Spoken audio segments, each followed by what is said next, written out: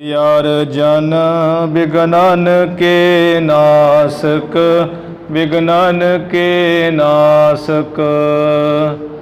हर गोबिंद शुभ समत प्रकाशक। श्री हरि राय नमो कर जोरी, नमो कर जोरी। गुर हर कृष्ण मुनाए बहोरी।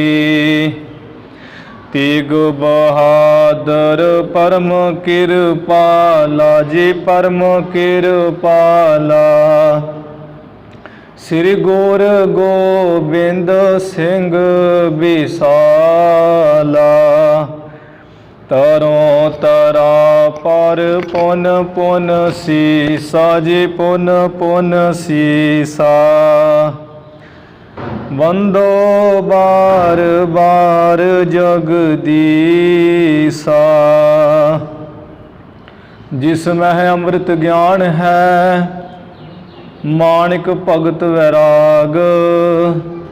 गुरु ग्रंथ साहिब उदद, बंदो कर अनुराग। श्री गुर शब्द कमाए जिन, जीते पंच विकार। तिन संतन को बंदना, सिर चरणन पर तार। एक ओंकारा सतगुरु, ते प्रसाद सच होए। वाहिगुरु जी की फतेह, विघ्न विनाशन सोए।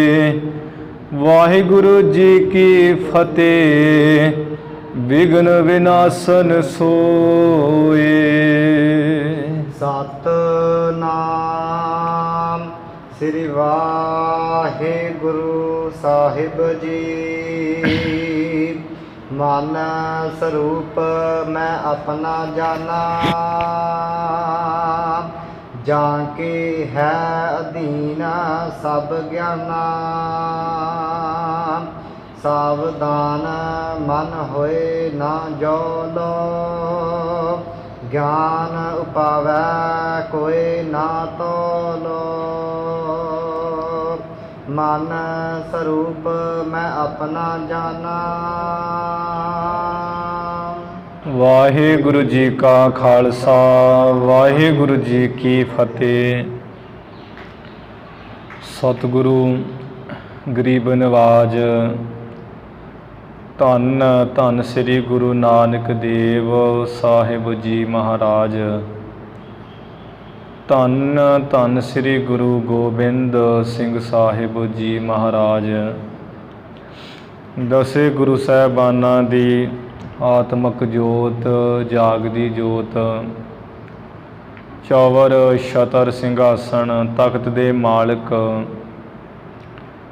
धन धन श्री गुरु ग्रंथ साहिब जी महाराज। सतगुरु जी दी साजी निवाजी गुरु रूप, गुरु प्यारी साध संगत जीओ। आप गुरु के बेअंत संगतां ने महाराज जी दे पावन पवित्र चरणां विच हाजरियां भर के गुरु साहिब जी दी धुर की बाणी दे जाप सरवण करके लाहा प्राप्त कीता है। सच्चे पातशाह जी दे सुंदर दरबार दीवान सज रहे हैं। नितनेम नाल जो गुरु नानक साहब महाराज की लड़ीवार कथा है, वो आपां सरवण करते आ रहे हाँ। जिस तरह सच्चे पातशाह गुरु नानक देव महाराज जी तलवंडी नगर विच हन। राय बलार सतगुर जी का जो बहुत प्रेमी प्यारा है, कदी कदी अपने घर बुला लेंदा है। तरह तरह के भोजन तैयार करवा के सतगुर जी नूं छकाउंदा है। जिस राय बलार दे हिरदे विच ब्रह्म ज्ञान का उपदेश लैण की बहुत इच्छा है कि मैं जिहड़ी मेरी उम्र है वो बड़ी हुण वड्डी हो गई है, जीवन भी थोड़ा रह गया है। ਸਮਾਂ ਹੈ ਵੀ ਮਹਾਰਾਜ ਜੀ ਪਾਸੋਂ ਮੈਂ ਬ੍ਰਹਮ ਗਿਆਨ ਦਾ ਉਪਦੇਸ਼ ਲੈ ਲਵਾਂ। ਜਿਸ ਕਰਕੇ ਮਹਾਰਾਜ ਜੀ ਦੀ ਬੜੀ ਤਰ੍ਹਾਂ ਨਾਲ ਬੇਅੰਤ ਸੇਵਾ ਕਰਦਾ ਹੈ। ਇੱਕ ਦਿਨ ਦੀ ਗੱਲ ਹੈ, ਰਾਏ ਬੁਲਾਰ ਨੇ ਕਿਹਾ ਮਹਾਰਾਜ ਮੈਨੂੰ ਅਧਿਕਾਰੀ ਜਾਣ ਕੇ ਬ੍ਰਹਮ ਗਿਆਨ ਦਾ ਉਪਦੇਸ਼ ਦੇ ਦਈਏ, ਕਿਉਂਕਿ ਤੁਹਾਡੇ ਸਮਾਨ ਉਪਦੇਸ਼ ਕਰਨ ਵਾਲਾ ਉਪਦੇਸ਼ਕ ਹੋਰ ਕੋਈ ਨਹੀਂ ਮੈਂ ਦੇਖ ਰਿਹਾ। ਆਪ ਮਹਾਨ ਹੋ। ਗੁਰੂ ਸਾਹਿਬ ਜੀ ਮੇਰੇ ਨਿੱਜੀ ਸਰੂਪ ਦਾ ਗਿਆਨ ਕਰਾ ਦਿਓ, ਬੁਝਾ ਦਿਓ, ਕਿਉਂਕਿ ਮੈਂ ਆਪਣੇ ਸਰੂਪ ਨੂੰ ਨਹੀਂ ਜਾਣ ਰਿਹਾ ਹਾਂ ਕਿ ਮੈਂ ਕੌਣ ਹਾਂ, ਮੇਰਾ ਆਪਣਾ ਆਪ ਕੀ ਹੈ। ਕਿਉਂਕਿ ਸੁਣਿਆ ਜਿਹੜੇ ਗਿਆਨੀ ਪੁਰਸ਼ ਉਹ ਕਹਿੰਦੇ ਆ ਵੀ ਇਹ ਜੀਵ ਅਗਿਆਨ ਦੇ ਵਸ ਹੈ, ਅਤੇ ਅਗਿਆਨ ਦਾ ਹਨੇਰਾ ਜਿਹੜਾ ਬਹੁਤ ਭਿਆਨਕ ਹੈ। ਕਿਉਂਕਿ ਸਤਿਗੁਰੂ ਜੀ ਜਦੋਂ ਇਹ ਮਨੁੱਖ ਸਰੀਰ ਕਿਤੇ ਹਨੇਰੇ 'ਚ ਬੈਠਾ ਹੋਵੇ ਅਤੇ ਇਸ ਮਨੁੱਖ ਨੂੰ ਸਭ ਪਤਾ ਹੁੰਦਾ ਵੀ ਮੇਰੇ ਹੱਥ ਕਿੱਥੇ ਹੈ, ਮੇਰੇ ਪੈਰ ਕਿੱਥੇ ਹੈ, ਮੇਰੀਆਂ ਅੱਖਾਂ ਕਿੱਥੇ ਹੈ, ਸਾਰੇ ਸਰੀਰ ਦੀ ਗਿਆਤ ਹੁੰਦੀ ਹੈ ਹਨੇਰੇ ਦੇ ਵਿੱਚ ਬੈਠਿਆਂ ਹੋਇਆਂ। ਭਾਵ ਆਪਣੇ ਆਪ ਦੀ ਗਿਆਤ ਤੇ ਹੁੰਦੀ ਹੈ, ਪਰ ਜਿਹੜਾ ਅਗਿਆਨ ਹੈ ਮਹਾਰਾਜ ਉਹ ਤੇ ਹੁੰਦਿਆਂ ਹੋਇਆਂ ਆਪਣੇ ਸਰੂਪ ਦਾ ਗਿਆਨ ਵੀ ਨਹੀਂ ਰਹਿੰਦਾ। ਹਨੇਰੇ ਵਿੱਚ ਆਪਣੇ ਆਪ ਦਾ ਪਤਾ ਹੈ, ਪਰ ਅਗਿਆਨ ਕਰਕੇ ਆਪਣੇ ਸਰੂਪ ਦਾ ਵੀ ਪਤਾ ਨਹੀਂ ਲੱਗਦਾ। ਇਸ ਕਰਕੇ ਮੈਂ ਅਗਿਆਨ ਨੂੰ ਹਨੇਰੇ ਤੋਂ ਵੱਡਾ ਸਮਝਦਾ ਹਾਂ। ਜਿਵੇਂ ਸਮੱਤ ਸ੍ਰੇਸ਼ਟ ਮੱਤ ਵਾਲੇ ਕਹਿੰਦੇ ਵੀ ਅਗਿਆਨ ਦੇ ਹਨੇਰੇ ਵਰਗਾ ਹੈ, ਪਰ ਅਗਿਆਨ ਜਿਹੜਾ ਹਨੇਰੇ ਤੋਂ ਵੀ ਉੱਪਰ ਹੈ। ਕਿਰਪਾ ਕਰਕੇ ਮੈਨੂੰ ਮਹਾਰਾਜ ਉਪਦੇਸ਼ ਦਿਓ। ਗੁਰੂ ਸਾਹਿਬ ਜੀ ਨੇ ਇਸ ਨੂੰ ਪ੍ਰਸ਼ਨ ਕਰ ਦਿੱਤਾ ਕਿ ਰਾਏ ਬੁਲਾਰ ਜੀ ਤੁਸੀਂ ਦੱਸੋ ਵੀ ਤੁਸੀਂ ਆਪਣੀ ਹੰਗਤਾ ਕਿਸ ਵਿੱਚ ਰੱਖੀ ਹੋਈ। ਮੈਂ ਪੁਣਾ ਹੰਗਤਾ ਮਮਤਾ ਕਿਹਦੇ ਵਿੱਚ ਧਾਰਨ ਕੀਤੀ ਹੋਈ ਪ੍ਰਸੰਗ ਕਹੋ ਆਪਣਾ ਸਾਰਾ।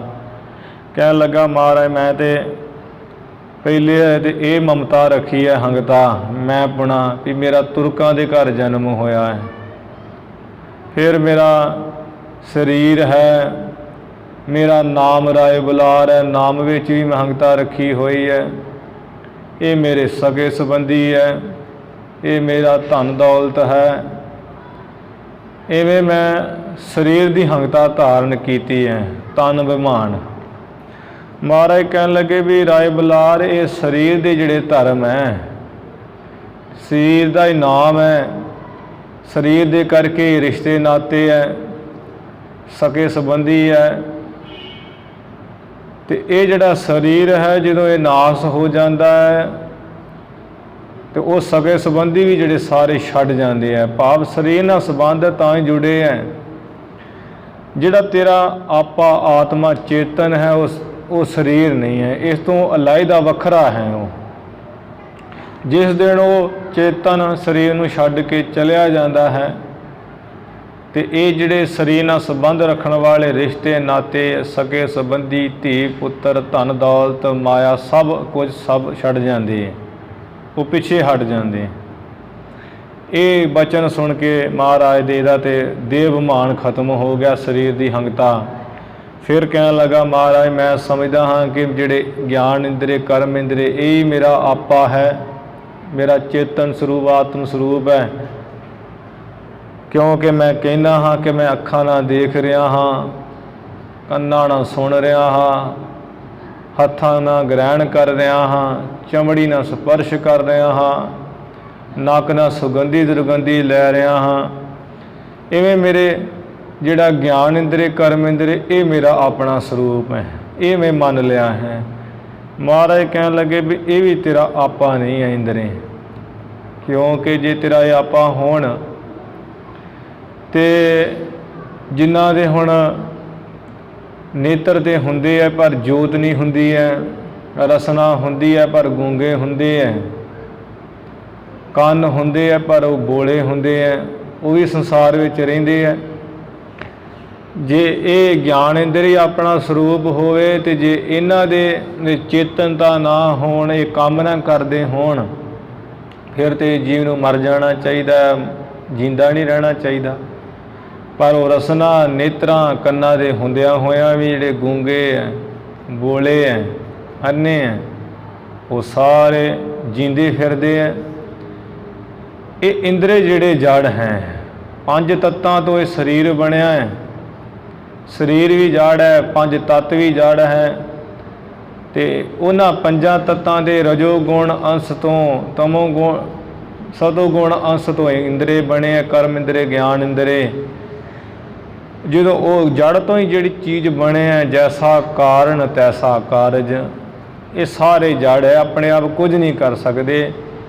ਕਿਉਂਕਿ ਜਦੋਂ ਮਨੁੱਖ ਖਤਮ ਹੋ ਜਾਂਦਾ ਹੈ, ਉਹਦੀਆਂ ਉਸ ਵਕਤ ਅੱਖਾਂ ਵੀ ਹੁੰਦੀਆਂ, ਕੰਨ ਵੀ ਹੁੰਦੇ ਹੈ, ਹੱਥ ਪੈਰ ਸਾਰਾ ਸਰੀਰ ਹੀ ਹੁੰਦਾ, ਪਰ ਚੇਤਨਤਾ ਨਾ ਹੋਣ ਕਰਕੇ ਉਹ ਕੰਮ ਨਹੀਂ ਕਰਦੇ। ਇਹ ਤੋਂ ਸਿੱਧ ਹੈ ਕਿ ਤੇਰਾ ਆਪਣਾ ਸਰੂਪ ਵੱਖਰਾ ਹੈ, ਜਿਹੜਾ ਇਹਨਾਂ ਨੂੰ ਵੀ ਚੇਤਨ ਕਰ ਰਿਹਾ ਹੈ, ਜਿਹਦੇ ਰਾਹੀਂ ਜੋ ਚੇਤਨ ਅੱਖਾਂ ਵਿੱਚ ਬੈਠ ਕੇ ਦੇਖ ਰਿਹਾ ਹੈ, ਕੰਨਾਂ ਰਾਹੀਂ ਸੁਣ ਰਿਹਾ ਹੈ, ਉਹ ਹੋਰ ਹੈ। ਇਹ ਸੁਣ ਕੇ ਕਹਿਣ ਲੱਗਾ ਮਹਾਰਾਜ ਠੀਕ ਹੈ, ਇਹਨੇ ਇੰਦਰੀਆਂ ਦਾ ਆਪਣਾ ਆਪ ਜੋ ਮੰਨਿਆ ਸੀ ਉਹ ਵੀ ਸਮਝ ਲਿਆ ਵੀ ਮੇਰਾ ਇਹ ਆਪਣਾ ਸਰੂਪ ਨਹੀਂ ਹੈ, ਇੰਦਰੀ ਵੀ ਮੇਰਾ ਆਪਣਾ ਆਪ ਨਹੀਂ ਹੈ। ਫਿਰ ਕਹਿੰਦਾ ਮਹਾਰਾਜ ਮੇਰੇ ਜਿਹੜੇ ਪ੍ਰਾਣ ਹੈ, ਮੈਂ ਪ੍ਰਾਣਾਂ ਨੂੰ ਆਪਣਾ ਸਰੂਪ ਮੰਨਿਆ ਹੈ, ਕਿਉਂਕਿ ਜਿੰਨਾ ਚਿਰ ਇਹ ਸਰੀਰ ਵਿੱਚ ਪ੍ਰਾਣ ਰਹਿੰਦੇ ਆ, ਉਹਨਾਂ ਚਿਰ ਮਨੁੱਖ ਜੀਵਤ ਰਹਿੰਦਾ ਹੈ। ਪ੍ਰਾਣ ਨਾਸ ਹੋ ਜਾਣ ਮਨੁੱਖ ਮਰ ਜਾਂਦਾ ਹੈ, ਪ੍ਰਾਣ ਆ ਜਾਣ ਮਨੁੱਖ ਜੀ ਪੈਂਦਾ ਹੈ। ਇਹ ਇੰਦਰੇ ਗਿਆਨ ਵੀ, ਕਰਮ ਇੰਦਰੇ, ਇਹ ਸਰੀਰ ਪ੍ਰਾਣਾਂ ਤੋਂ ਬਿਨਾਂ ਢਹਿ ਢੇਰੀ ਹੋ ਜਾਂਦਾ, ਟਿਕਦਾ ਨਹੀਂ। ਇਸ ਕਰਕੇ ਮੇਰਾ ਇਹੀ ਸਰੂਪ ਹੈ, ਪ੍ਰਾਣ ਹੀ।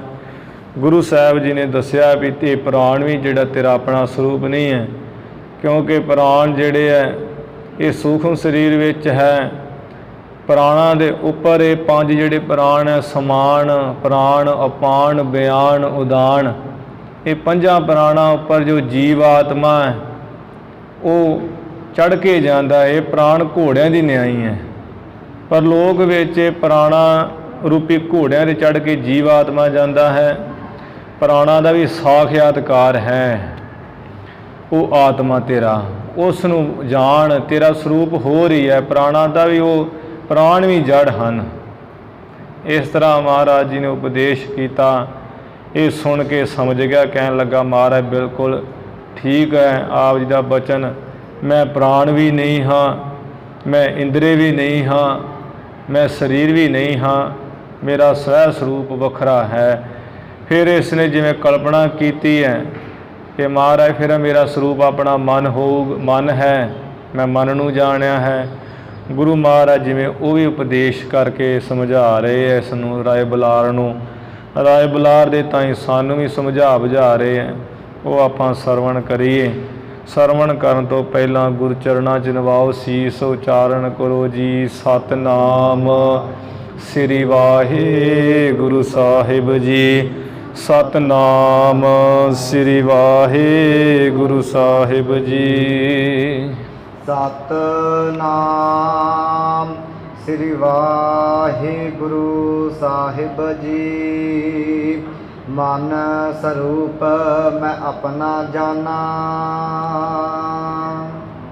ਜਿਸ ਤਰ੍ਹਾਂ ਰਾਏ ਬੁਲਾਰ ਨੇ ਪਹਿਲਾਂ ਕਿਹਾ ਕਿ ਮਹਾਰਾਜ ਮੇਰਾ ਸਰੀਰ ਦੀ ਹੰਗਤਾ ਮੈਂ ਪੁਣਾ ਹੈ, ਮਹਾਰਾਜ ਨੇ ਦੱਸਿਆ ਵੀ ਇਹ ਸਰੀਰ ਦਾ ਧਰਮ ਹੈ ਜੰਮਣਾ ਮਰਨਾ।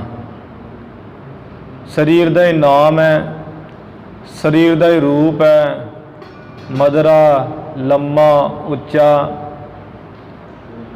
ਸਰੀਰ ਦਾ ਹੀ ਰੰਗ ਹੈ, ਗੋਰਾ, ਕਾਲਾ, ਚਿੱਟਾ। ਉਹ ਜਿਹੜੀ ਆਤਮਾ ਹੈ, ਨਾ ਉਹਦਾ ਰੂਪ ਹੈ, ਨਾ ਉਹਦਾ ਨਾਮ ਹੈ, ਨਾ ਉਹਦਾ ਰੰਗ ਹੈ, ਤੇ ਨਾ ਹੀ ਉਹ ਆਤਮਾ ਮਰਦੀ ਜੀਂਦੀ ਹੈ। ਇਹ ਤਾਂ ਸਰੀਰ ਦੇ ਧਰਮ ਹੈ। ਫਿਰ ਜਿਹੜੇ ਪ੍ਰਾਣ ਹੈ ਉਹਨਾਂ ਦਾ ਧਰਮ ਹੈ ਭੁੱਖ ਪਿਆਸ। ਪ੍ਰਾਣਾਂ ਨੂੰ ਭੁੱਖ ਪਿਆਸ ਲੱਗਦੀ ਹੈ, ਆਤਮਾ ਨੂੰ ਕੋਈ ਭੁੱਖ ਨਹੀਂ ਹੈ, ਕੋਈ ਤੇਜ ਨਹੀਂ ਹੈ। ਦੁੱਖ ਸੁੱਖ ਮਨ ਦਾ ਧਰਮ ਹੈ, ਦੁੱਖ ਸੁੱਖ ਮਨ ਨੂੰ ਹੁੰਦਾ ਹੈ। ਅੱਜ ਜਿਵੇਂ ਆਪਾਂ ਕਹਿ ਦਿੰਦੇ ਮੇਰਾ ਮਨ ਬਹੁਤ ਦੁਖੀ ਹੈ, ਉਹ ਜਿਹੜਾ ਕਹਿ ਰਿਹਾ ਵੀ ਮੇਰਾ ਮਨ ਬਹੁਤ ਦੁਖੀ ਹੈ, ਉਹ ਉੱਤੇ ਕੋਈ ਬੈਠਾ ਹੈ ਜਿਹੜਾ ਕਹਿ ਰਿਹਾ ਵੀ ਮੇਰਾ ਮਨ। ਕਿਉਂਕਿ ਜੇ ਉੱਪਰ ਨਾ ਕੋਈ ਹੋਵੇ, ਜਿਵੇਂ ਅਸੀਂ ਕਹਿ ਦਿੰਦੇ ਹਾਂ ਜੀ ਆ ਮੇਰਾ ਘਰ ਹੈ, ਭਾਵ ਮੈਂ ਮਾਲਕ ਹਾਂ ਘਰ ਦਾ, ਤੇ ਜੇ ਉਹ ਘਰ ਦਾ ਮਾਲਕ ਨਾ ਹੋਵੇ ਤੇ ਸਾਨੂੰ ਕਹਿਣਾ ਬਣਦਾ ਵੀ ਮੈਂ ਘਰ ਹਾਂ, ਪਰ ਉਹ ਮੈਂ ਘਰ ਨਹੀਂ। ਮਨੁੱਖ ਕਹਿੰਦਾ ਮੇਰਾ ਘਰ, ਭਾਵ ਜਿਹੜਾ ਕਹਿੰਦਾ ਮੇਰਾ ਘਰ ਉਹ ਘਰ ਤੋਂ ਵੱਖਰਾ ਹੈ ਇੱਕ। ਇਸੇ ਤਰ੍ਹਾਂ ਹੀ ਮਨ ਜਿਹੜਾ ਹੈ ਮਨ ਤੋਂ ਵੱਖਰਾ ਹੈ ਆਤਮਾ ਚੇਤਨ। ਇਹ ਮਨ ਨੂੰ ਵੀ ਜਿਹੜਾ ਚੇਤਨ ਸੱਤਾ ਦੇ ਰਿਹਾ ਹੈ, ਨਹੀਂ ਤੇ ਮਨ ਵੀ ਜੜ ਹੈ। ਰਾਏ ਬਲਾਰ ਨੇ ਹੁਣ ਮਹਾਰਾਜ ਨੂੰ ਕਿਹਾ ਸੱਚੇ ਪਾਤਸ਼ਾਹ ਜੀ ਮੈਂ ਆਪਣਾ ਜਿਹੜਾ ਸਰੂਪ ਹੈ ਉਹ ਮਨ ਨੂੰ ਸਮਝਿਆ, ਮਨ ਨੂੰ ਜਾਣਿਆ ਵੀ ਮੇਰਾ ਜਿਹੜਾ ਆਪਣਾ ਸਰੂਪ ਉਹ ਮਨ ਹੈ। ਜਾਂ ਕੇ ਹੈ ਅਧੀਨ ਸਭ ਗਿਆਨਾ, ਜਿਸ ਮਨ ਦੇ ਅਧੀਨ ਸਾਰੇ ਆ ਗਿਆਨ ਧਿਆਨ ਹਨ। ਜਿਹੜਾ ਕੋਈ ਗਿਆਨ ਲੈਣਾ ਕੋਈ ਧਿਆਨ ਲਾਉਣਾ ਉਹ ਮਨ ਰਾਹੀਂ ਲੱਗਦਾ ਹੈ। ਸਾਵਧਾਨ ਮਨ ਹੋਏ ਨਾ ਜੋਲੋ, ਮਹਾਰਾਜ ਜਿੰਨਾ ਚਿਰ ਮਨ ਸਾਵਧਾਨ ਨਹੀਂ ਹੁੰਦਾ, ਜਿੰਨਾ ਚਿਰ ਮਨ ਟਿਕਦਾ ਨਹੀਂ ਹੈ, ਗਿਆਨ ਉਪਾਵੈ ਕੋਈ ਨਾ ਤੋਲੋ, ਉਹਨਾਂ ਚਿਰ ਇਹ ਮਨ ਕੋਈ ਗਿਆਨ ਨਹੀਂ ਪੈਦਾ ਕਰਦਾ ਹੈ। ਉਹਨਾਂ ਸਮੇਂ ਤੱਕ ਜੀ ਹੁਣ ਸਾਡਾ ਮਨ ਹੈ, ਭਾਵੇਂ ਅਸੀਂ ਗੁਰੂ ਘਰ ਬੈਠੇ ਹੋਏ ਹਾਂ, ਜੇ ਮਨ ਸਾਵਧਾਨ ਨਹੀਂ ਹੋਊਗਾ ਕੀਤਾ ਹੋਇਆ ਬਚਨ ਇੱਕ ਨਹੀਂ ਪੱਲੇ ਪਊਗਾ। ਕਿਉਂਕਿ ਜਿੱਥੇ ਮਨ ਦੀ ਬਿਰਤੀ ਹੋਊਗੀ ਉਹੀ ਗੱਲ ਸਮਝ ਸਕੇਗਾ। ਜੇ ਮਨ ਹੁਣ ਘਰ ਵਿੱਚ ਹੈ ਤੇ ਘਰ ਵਾਲੀ ਉਹ ਬਿਰਤੀ ਰਹੇਗੀ, ਇੱਥੇ ਬੋਲਿਆ ਚਾਲਿਆ ਕੁਝ ਨਹੀਂ ਕੰਮ ਕਰੇਗਾ, ਕਿਉਂਕਿ ਮਨ ਸਾਵਧਾਨ ਨਹੀਂ ਹੈ। ਤੇ ਇਸੇ ਕਰਕੇ ਰਾਏ ਬਲਾਰ ਕਹਿ ਰਿਹਾ ਮਹਾਰਾਜ ਜਿੰਨਾ ਚਿਰ ਮਨ ਸਾਵਧਾਨ ਨਹੀਂ ਹੁੰਦਾ ਹੈ ਉਹਨੇ ਸਮੇਂ ਤੱਕ ਇਹ ਮਨ ਕਿਸੇ ਤਰ੍ਹਾਂ ਦਾ ਵੀ ਕੋਈ ਗਿਆਨ ਨਹੀਂ ਪੈਦਾ ਕਰਦਾ। ਜਿੱਥੇ ਮਨ ਦੀ ਬਿਰਤੀ ਹੋਵੇਗੀ ਉੱਥੇ ਮਨ ਨੂੰ ਗਿਆਨ ਹੋਵੇਗਾ ਕਿ ਇਹ ਫਲਾਣੀ ਚੀਜ਼ ਹੈ, ਇਹ ਫਲਾਣੀ ਥਾਂ ਹੈ। ਮੈਂ ਸੰਕਲਪ ਕੀਓ ਅਸ ਭਾਂਤੀ, ਇਸ ਤਰ੍ਹਾਂ ਮੈਂ ਤੇ ਜਿਵੇਂ ਉਹ ਮਨ ਨੇ ਸੰਕਲਪ ਹੀ ਇਸ ਤਰ੍ਹਾਂ ਦਾ ਕੀਤਾ ਹੁੰਦਾ ਹੈ। ਜਾਤੇ ਜੀਤੋਂ ਸਕਲ ਅਰਾਤੀ, ਜਿਸ ਮਨ ਇਹ ਸੰਕਲਪ ਕਰਦਾ ਇਸ ਤਰ੍ਹਾਂ ਦਾ ਕਿ ਮੈਂ ਸਾਰੇ ਵੈਰੀਆਂ ਨੂੰ ਮਾਰ ਕੇ ਜਿੱਤਾਂਗਾ, ਸਾਰੇ ਵੈਰੀ ਨੂੰ ਖਤਮ ਕਰਕੇ ਮੈਂ ਜਿੱਤ ਜਾਵਾਂਗਾ, ਫਤਿਹ ਪਾਵਾਂਗਾ। ਮਨ ਕੋ ਧਰਮ ਸੰਕਲਪ ਉਠਾਵਤ, ਗੁਰੂ ਸਾਹਿਬ ਜੀ ਕਹਿਣ ਲੱਗੇ ਰਾਏ ਬਲਾਰ ਜੀ ਇਹ ਜਿਹੜਾ ਮਨ ਹੈ ਇਹਦਾ ਤੇ ਧਰਮ ਹੀ ਹੈ ਸੰਕਲਪ ਵਿਕਲਪ ਉਠਾਉਣੇ। ਤੇ ਮਨ ਨਾਮ ਹੀ ਸੰਕਲਪ ਵਿਕਲਪ ਜੋ ਬਿਰਤੀ ਹੈ ਉਹਦਾ ਨਾਮ ਹੈ ਮਨ। ਜਿਹੜਾ ਮਨ ਹੈ ਇਹ ਦੋ ਸੰਕਲਪ ਵਿਕਲਪ ਕਰਦਾ ਹੈ, ਇੱਕ ਕਰੂ ਚੰਗਾ ਖਿਆਲ, ਇੱਕ ਕਰੂ ਮੰਦਾ ਖਿਆਲ। ਤੇ ਚੰਗਾ ਖਿਆਲ ਕੀ ਹੈ, ਮੰਦਾ ਖਿਆਲ ਕੀ ਹੈ, ਜਿਹਦੇ ਤੇ ਟਿਕ ਗਿਆ ਉਹ ਕਰਦੀ ਹੈ ਬੁੱਧੀ। ਜੇ ਚੰਗਾ ਕੰਮ ਕਰਨਾ ਵੀ ਨਿਸ਼ਚਾ ਕਰ ਲੈ ਵੀ ਹਾਂ ਮੈਂ ਚੰਗਾ ਕੰਮ ਕਰਾਂਗਾ, ਉਹ ਜਿਹੜਾ ਨਿਸ਼ਚਾ ਕਰਦੀ ਉਹ ਬੁੱਧੀ ਕਰਦੀ ਹੈ। ਮਨ ਦਾ ਇੰਨਾ ਕੰਮ ਹੈ ਖਿਆਲ ਕਰਨਾ, ਚੰਗਾ ਕਰਨਾ ਜਾਂ ਮੰਦਾ ਕਰਨਾ, ਉਹ ਤੇ ਟਿਕੇ ਰਹਿਣਾ ਇਹ ਬੁੱਧੀ ਦਾ ਕੰਮ ਹੈ। ਮਨ ਦਾ ਤੇ ਰਾਏ ਬਲਾਰੇ ਧਰਮ ਹੀ ਹੈ ਸੰਕਲਪ ਵਿਕਲਪ ਉਠਾਉਣੇ। ਸੋ ਸਭ ਆਪਨਾ ਮੈਂ ਲਖ ਪਾਵਤ, ਉਹ ਸਾਰੇ ਜਿਹੜੇ ਆ ਸੰਕਲਪ ਵਿਕਲਪ ਮਨ ਦੇ ਉਹ ਤੂੰ ਆਪਣੇ ਵਿੱਚ ਜਾਣਾ ਪਾ ਰਿਹਾ ਵੀ ਮੈਂ ਹੀ ਮਨ ਸਰੂਪ ਹਾਂ।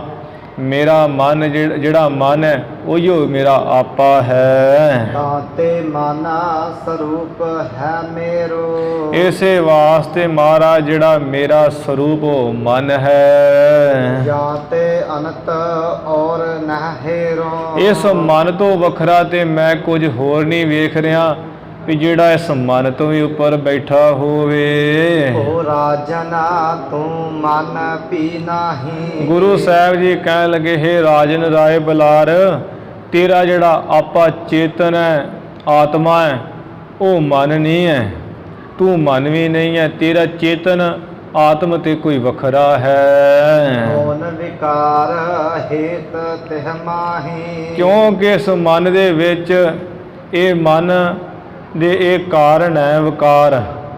ਇਹਦੇ ਵਿੱਚ ਤਰ੍ਹਾਂ ਤਰ੍ਹਾਂ ਦੇ ਵਿਕਾਰ ਹੁੰਦੇ ਹੈ, ਕਦੀ ਕੋਈ ਸੰਕਲਪ ਕਦੀ ਕੋਈ ਵਿਕਲਪ। ਇਹ ਮਨ ਬਦਲਦਾ ਹੀ ਰਹਿੰਦਾ ਹੈ ਬਾਰ-ਬਾਰ।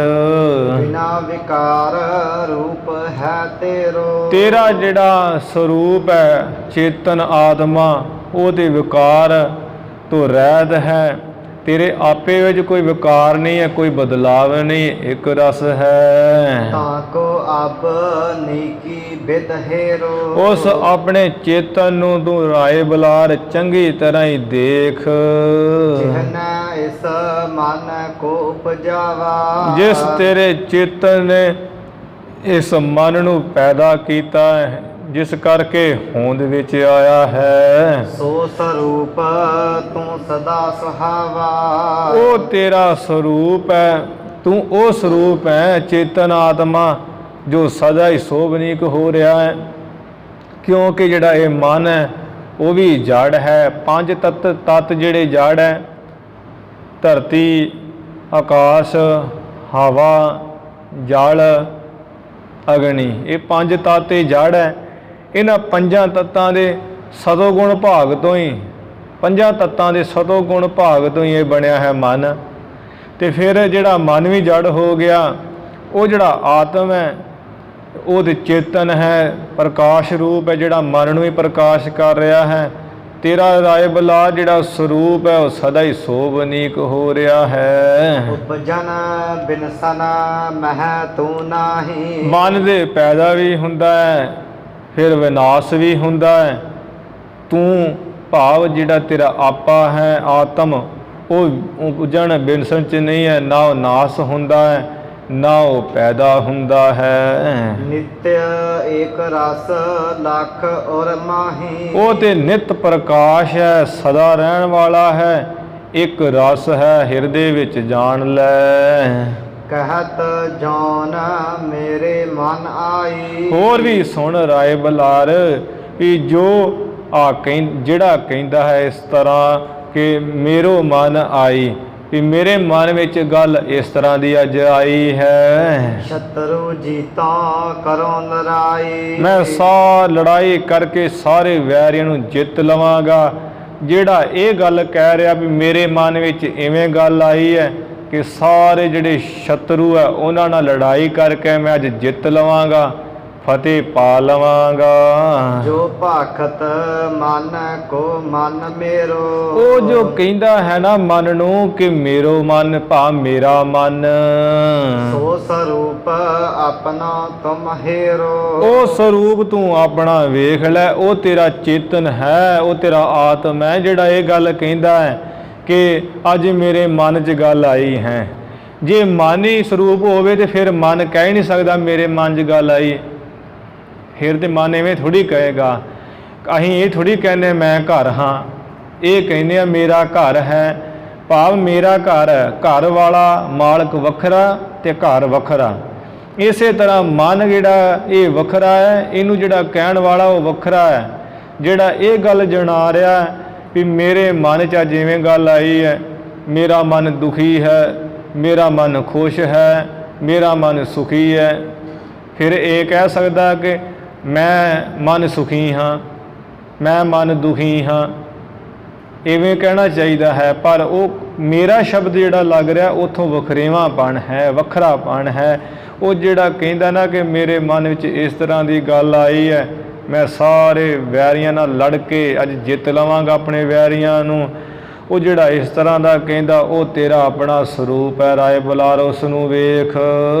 ਮਨ ਕੀ ਗਤਾ ਗਤੀ ਜੋ ਜਾਣੈ। ਜੋ ਮਨ ਦੀ ਗਤੀ ਆਗਤੀ ਨੂੰ ਜਾਣਦਾ ਹੈ, ਮਨ ਦੇ ਬਿਰਤੀ ਦੇ ਆਉਣ ਨੂੰ ਜਾਣਦਾ ਤੇ ਜਾਣ ਦੀ ਜਾਣਦਾ ਹੈ।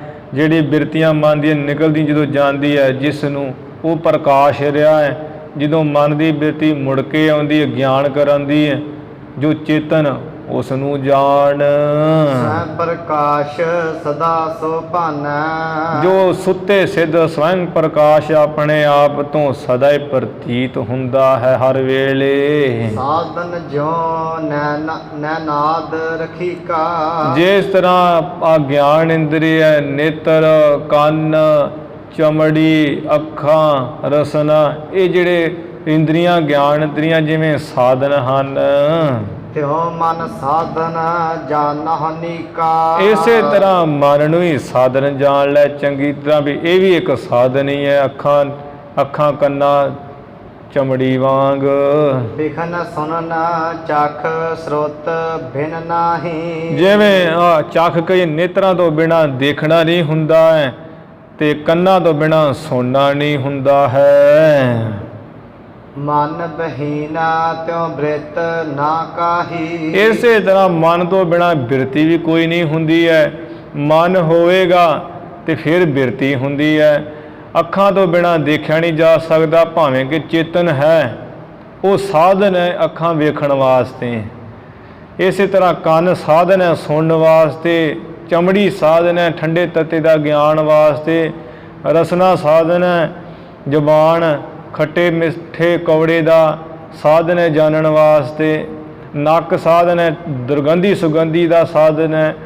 ਇਸੇ ਤਰ੍ਹਾਂ ਮਨ ਤੋਂ ਬਿਨਾ ਜਿਹੜੀ ਬਿਰਤੀ ਹੈ ਉਹ ਨਹੀਂ ਕੋਈ ਹੋ ਸਕਦੀ। ਮਨ ਕਰਕੇ ਇਹ ਬਿਰਤੀਆਂ ਉੱਠਦੀਆਂ ਤਰ੍ਹਾਂ ਤਰ੍ਹਾਂ ਦੀਆਂ।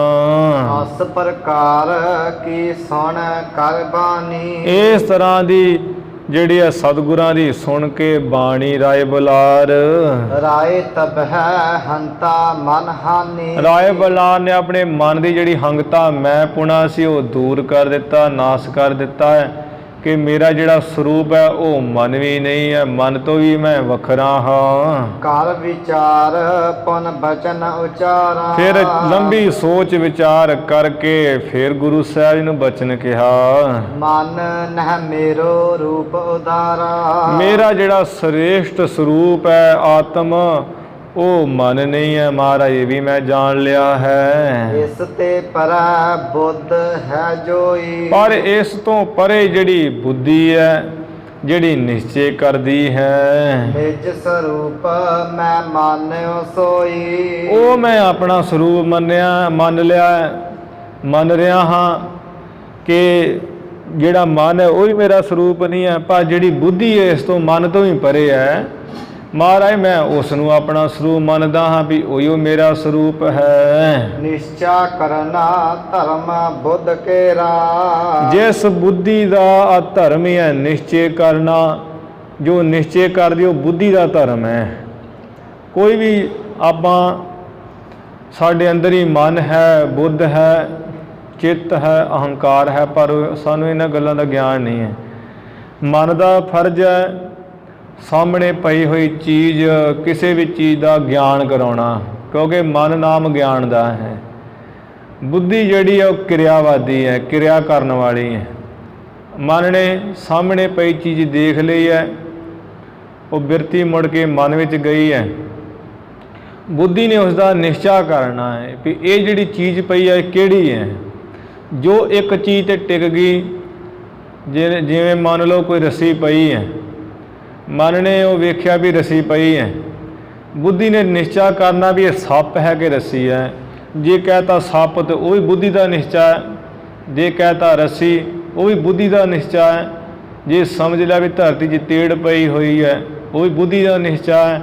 ਜੇ ਸਮਝ ਲਿਆ ਵੀ ਪਾਣੀ ਜਿਹੜਾ ਇਹਦੀ ਲੰਘਿਆ ਹੋਇਆ, ਪਾਣੀ ਨਾਲ ਹੀ ਇਹ ਦਿਖ ਰਿਹਾ ਸੱਪ ਵੀ ਇਹ ਪਾਣੀ ਹੈ, ਉਹ ਵੀ ਬੁੱਧੀ ਦਾ ਨਿਸ਼ਚਾ ਹੈ। ਜਿਸ ਗੱਲ 'ਤੇ ਟਿਕ ਜਾਣਾ ਉਹ ਬੁੱਧੀ ਦਾ ਧਰਮ ਹੈ। ਤੇ ਮਹਾਰਾਜ ਕਹਿੰਦੇ ਜੋ ਬੁੱਧੀ ਦਾ ਧਰਮ ਹੈ, ਇਹ ਰਾਏ ਬੁਲਾਰ ਕਹਿ ਰਿਹਾ ਮਹਾਰਾਜ, ਜੋ ਬੁੱਧੀ ਦਾ ਧਰਮ ਹੈ ਨਿਸ਼ਚਾ ਕਰਨਾ।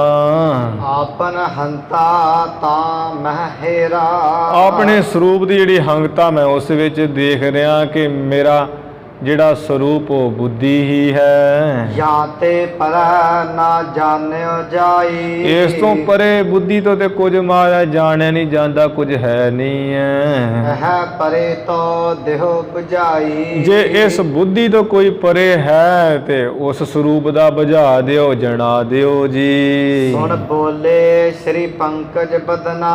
ਸੁਣ ਕਰਕੇ ਮਹਾਰਾਜ ਜਿਨ੍ਹਾਂ ਦਾ ਕਵਲ ਵਰਗਾ ਮੁਖ ਹੈ, ਸੋਹਣੇ ਮੁਖ ਤੋਂ ਬੋਲੇ ਹੈ। ਹੋ ਰਾਜਨ ਕਰ ਅਹੰ ਨਿਕਦਨਾ। ਮਹਾਰਾਜ ਕਹਿਣ ਲੱਗੇ, ਹੇ ਰਾਜਨ ਰਾਏ ਬੁਲਾਰ, ਜਿਹੜੀ ਤੂੰ ਬੁੱਧੀ ਵਿੱਚ ਹੰਗਤਾ ਧਾਰਨ ਕੀਤੀ, ਮੇਰਾ ਸਰੂਪ ਬੁੱਧੀ ਹੈ, ਉਹਨੂੰ ਵੀ ਦੂਰ ਕਰ ਛੱਡ ਦੇ। ਨਹੀਂ ਬੁੱਧ ਤੂੰ ਦੇਖ ਵਿਚਾਰਾ, ਤੂੰ ਚੰਗੀ ਤਰ੍ਹਾਂ ਸੋਚ ਵਿਚਾਰ ਕੇ ਦੇਖ, ਜਿਹੜਾ ਤੇਰਾ ਆਪਾ ਹੈ, ਤੇਰਾ ਚੇਤਨ ਹੈ, ਆਤਮ ਹੈ, ਉਹ ਬੁੱਧੀ ਨਹੀਂ ਹੈ। ਤੂੰ ਬੁੱਧੀ ਨਹੀਂ ਹੈ, ਬੁੱਧੀ ਤੋਂ ਵੱਖਰਾ ਹੈ। ਮਿਲ ਜਾਂ ਸੋ ਭਾ ਜੀਵ ਦੁਖਾਰਾ, ਜਿਸ ਬੁੱਧੀ ਨਾਲ ਮਿਲ ਕੇ ਇਹ ਜੀਵ ਬੜਾ ਦੁਖੀ ਹੋ ਰਿਹਾ ਹੈ, ਕਿਉਂਕਿ ਮਨ ਬੁੱਧ ਦਾ ਹੀ ਧਰਮ ਹੈ, ਦੁੱਖ ਸੁੱਖ। ਪੰਜ ਭੂਤ ਮੈਂ ਤਮ ਗੁਣ ਜੋਈ, ਪੰਜ ਭੂਤ ਜਿਹੜੇ ਇਹ ਹੈ, ਜਿਹੜੇ ਪੰਜ ਤੱਤ ਹੈ, ਧਰਤੀ, ਆਕਾਸ਼, ਹਵਾ, ਅਗਨੀ, ਜਲ, ਇਹ ਪੰਜ ਭੂਤ ਜਿਹੜੇ ਹੈ ਤਮੋ ਗੁਣ ਹੈ। ਇਹਦੇ ਪੰਜਾਂ ਤੱਤਾਂ ਦੇ ਜਿਹੜੇ ਤਮੋ ਗੁਣ ਹੈ ਉਹਦੇ ਵਿੱਚੋਂ ਤਿਹ ਤੇ ਬਨਿਓ ਥੂਲ ਸਭ ਕੋਈ, ਪੰਜਾਂ ਭੂਤਾਂ ਦੇ ਜਿਹੜੇ ਤਮੋ ਗੁਣ ਅੰਸ਼ ਤੋਂ ਇਹ ਜਿਹੜਾ ਅਸਥੂਲ ਸਰੀਰ ਬਣਿਆ, ਜਿਹੜਾ ਸਾਹਮਣੇ ਦਿਖ ਰਿਹਾ ਹੈ। ਤਿੰਨ ਮਹਿ ਅੰਸ ਜੋ ਰਜ ਗੁਣ ਦੀਕਾ, ਉਹਨਾਂ ਪੰਜਾਂ ਤੱਤਾਂ ਵਿੱਚ ਹੀ ਜਿਹੜੀਆਂ ਅੰਸ਼ ਰਜੋ ਗੁਣ ਚੰਗੀ ਤਰ੍ਹਾਂ ਤਿਹ ਨਿਰਮਾਈ ਸਰਬ ਰਖੀਕਾ, ਸਾਰੀਆਂ ਇੰਦਰੀਆਂ ਦੀ ਉਸੇ ਤੋਂ ਹੀ ਪੈਦਾ ਹੋਈਆਂ। ਪੰਜ ਤੱਤਾਂ ਦਾ ਜਿਹੜਾ ਰਜੋ ਗੁਣ ਅੰਸ਼ ਹੈ, ਉਹਦੇ ਨਾਲ ਰਜੋ ਗੁਣ ਅੰਸ਼ ਤੋਂ ਇਹ ਜਿਹੜੀਆਂ ਸਾਰੀਆਂ ਇੰਦਰੀਆਂ, ਇੱਥੇ ਸਾਰੀਆਂ ਇੰਦਰੀਆਂ ਤੋਂ ਅਰਥ ਇਹ ਨਹੀਂ ਲੈਣਾ ਕਿ ਗਿਆਨ ਇੰਦਰੀਆਂ, ਕਰਮ ਇੰਦਰੀਆਂ, ਕਿਉਂਕਿ ਜਿਹੜੀ ਰਜੋ ਗੁਣ ਅੰਸ਼ ਹੈ ਉਹਦੇ ਵਿੱਚ ਕਿਰਿਆ ਹੈ, ਸਤੋ ਗੁਣ ਅੰਸ਼ 'ਚ ਗਿਆਨ ਹੈ। ਜਿਹੜੇ ਪੰਜ ਤੱਤਾਂ ਤੋਂ ਜਿਹੜੀ ਰਜੋ ਗੁਣ ਅੰਸ਼ ਹੈ ਪੰਜ ਤੱਤਾਂ ਦੀ, ਉਹਦੇ ਤੋਂ ਬਣੀਆਂ ਕਰਮ ਇੰਦਰੀਆਂ, ਜਿਹੜੇ ਹੱਥ, ਪੈਰ, ਲਿੰਗ, ਗੁਦਾ ਤੇ ਵਾਕ। ਤੇ ਜਿਹੜੀਆਂ ਗਿਆਨ ਇੰਦਰੀਆਂ ਪੰਜ, ਉਹ ਇਹਨਾਂ ਜਿਹੜੇ ਪੰਜ ਜੜ ਤੱਤ ਹੈ, ਇਹਨਾਂ ਦੇ ਸਤੋ ਗੁਣ ਤੋਂ ਇਹ ਪੰਜ ਗਿਆਨ ਇੰਦਰੀਆਂ ਬਣੀਆਂ। ਇਸ ਤਰ੍ਹਾਂ ਇਹ ਸਮਝਣਾ ਠੀਕ। ਤਾਮਹ ਸਤਗੁਣ ਅੰਸ ਸੁਹਾਵਾ, ਉਹਨਾਂ ਪੰਜ ਤੱਤਾਂ ਦੇ ਵਿੱਚ ਜਿਹੜੇ ਹੈ ਸਤੋ ਗੁਣ ਹੈ, ਉਹ ਜਿਹੜੇ ਸਤੋ ਗੁਣ ਅੰਸ਼ ਸੋਭਨੀਕ ਹੋ ਰਹੀ ਹੈ। ਤਿਹ ਤੇ ਅੰਤਹ ਕਰਣ ਬਨਾਵਾ, ਉਹ ਸਤੋ ਗੁਣ ਅੰਸ਼ ਤੋਂ ਅੰਤਹ ਕਰਨ ਬਣਾਇਆ ਹੈ। ਚਤੁਰ ਪ੍ਰਕਾਰ ਭਇਓ ਸੋ ਜਾਨੋ, ਚਾਰ ਪ੍ਰਕਾਰ ਦਾ ਜਿਹੜਾ ਹੈ ਉਹ ਅੰਤਹ ਕਰਨ ਜਾਣ ਲੈ। ਮਨ ਬੁੱਧ ਚਿੱਤ ਅਹੰਕਾਰ ਪਛਾਨੋ, ਜਿਹੜਾ ਮਨ ਹੈ, ਫਿਰ ਬੁੱਧੀ ਹੈ, ਚਿੱਤ, ਅਹੰਕਾਰ, ਉਹ ਪਛਾਣ ਲੈ। ਇਹ ਪਛਾਣ ਲੈ ਵੀ ਜਿਹੜਾ ਜਿਹਨੂੰ ਅੰਤਹ ਕਰਨ ਕਹੀਦਾ, ਚੌਵਾਂ ਨੂੰ ਮਿਲਾ ਕੇ ਸੰਤੁਸ਼ਟ ਹੈ, ਅੰਤਹ ਕਰਨ ਹੁੰਦਾ ਹੈ। ਇਨ ਕੀ ਬੇਦ ਸਭ ਜਾਣੋ ਐਸੇ, ਇਹਨਾਂ ਸਾਰਿਆਂ ਦੀ ਵਿਧੀ ਇਸ ਤਰ੍ਹਾਂ ਜਾਣ ਲਓ। ਇੱਥੇ ਰਜੋ ਗੁਣ ਸਤੋ ਗੁਣ ਅੰਸ਼ ਤੋਂ ਮਨ, ਬੁੱਧ, ਚਿੱਤ, ਹੰਕਾਰ ਬਣਾਇਆ ਹੈ। ਪਰ ਜਿਵੇਂ ਅਧਿਆਤਮ ਪ੍ਰਕਾਸ਼ ਆਦਿ ਗ੍ਰੰਥ ਪੜ੍ਹਾਂਗੇ, ਦੱਸਿਆ ਹੈ ਕਿ ਜਿਹੜਾ ਪੰਜ ਤੱਤਾਂ ਦੀ ਸਤੋ ਗੁਣ ਅੰਸ਼ ਹੈ ਉਹ ਤੋਂ ਬਣਿਆ ਹੈ ਮਨ। ਜਿਹੜੇ ਪੰਜ ਤੱਤਾਂ ਦੀ ਰਜੋ ਗੁਣ ਅੰਸ਼ ਹੈ ਉਹ ਤੋਂ ਬਣਿਆ ਹੈ ਬੁੱਧੀ, ਕਿਉਂਕਿ ਬੁੱਧੀ ਵਿੱਚ ਕਿਰਿਆ ਹੈ। ਬੁੱਧੀ ਜਿਹੜੀ ਹੈ ਕਿਰਿਆ ਕਰਦੀ ਹੈ। ਮਨ ਜਿਹੜਾ ਉਹ ਗਿਆਨਵਾਨ ਹੈ, ਜਿਹਦੇ ਵਿੱਚ ਕਿਰਿਆ 'ਚ ਰਾਜਸੀ ਸੁਭਾਅ ਹੁੰਦਾ ਹੈ, ਜਿਹਦੇ ਵਿੱਚ ਗਿਆਨ ਹੈ ਉਹ 'ਤੇ ਸਤੋ ਗੁਣ ਸੁਭਾਅ ਹੁੰਦਾ ਹੈ। ਇਸ ਕਰਕੇ ਮਨ ਨੂੰ ਸਤੋ ਗੁਣ ਅੰਸ਼ ਤੋਂ ਸਮਝਣਾ, ਬੁੱਧੀ ਜਿਹੜੀ ਹੈ ਉਹਨੂੰ ਰਜੋ ਗੁਣ ਅੰਸ਼ ਤੋਂ ਸਮਝਣਾ।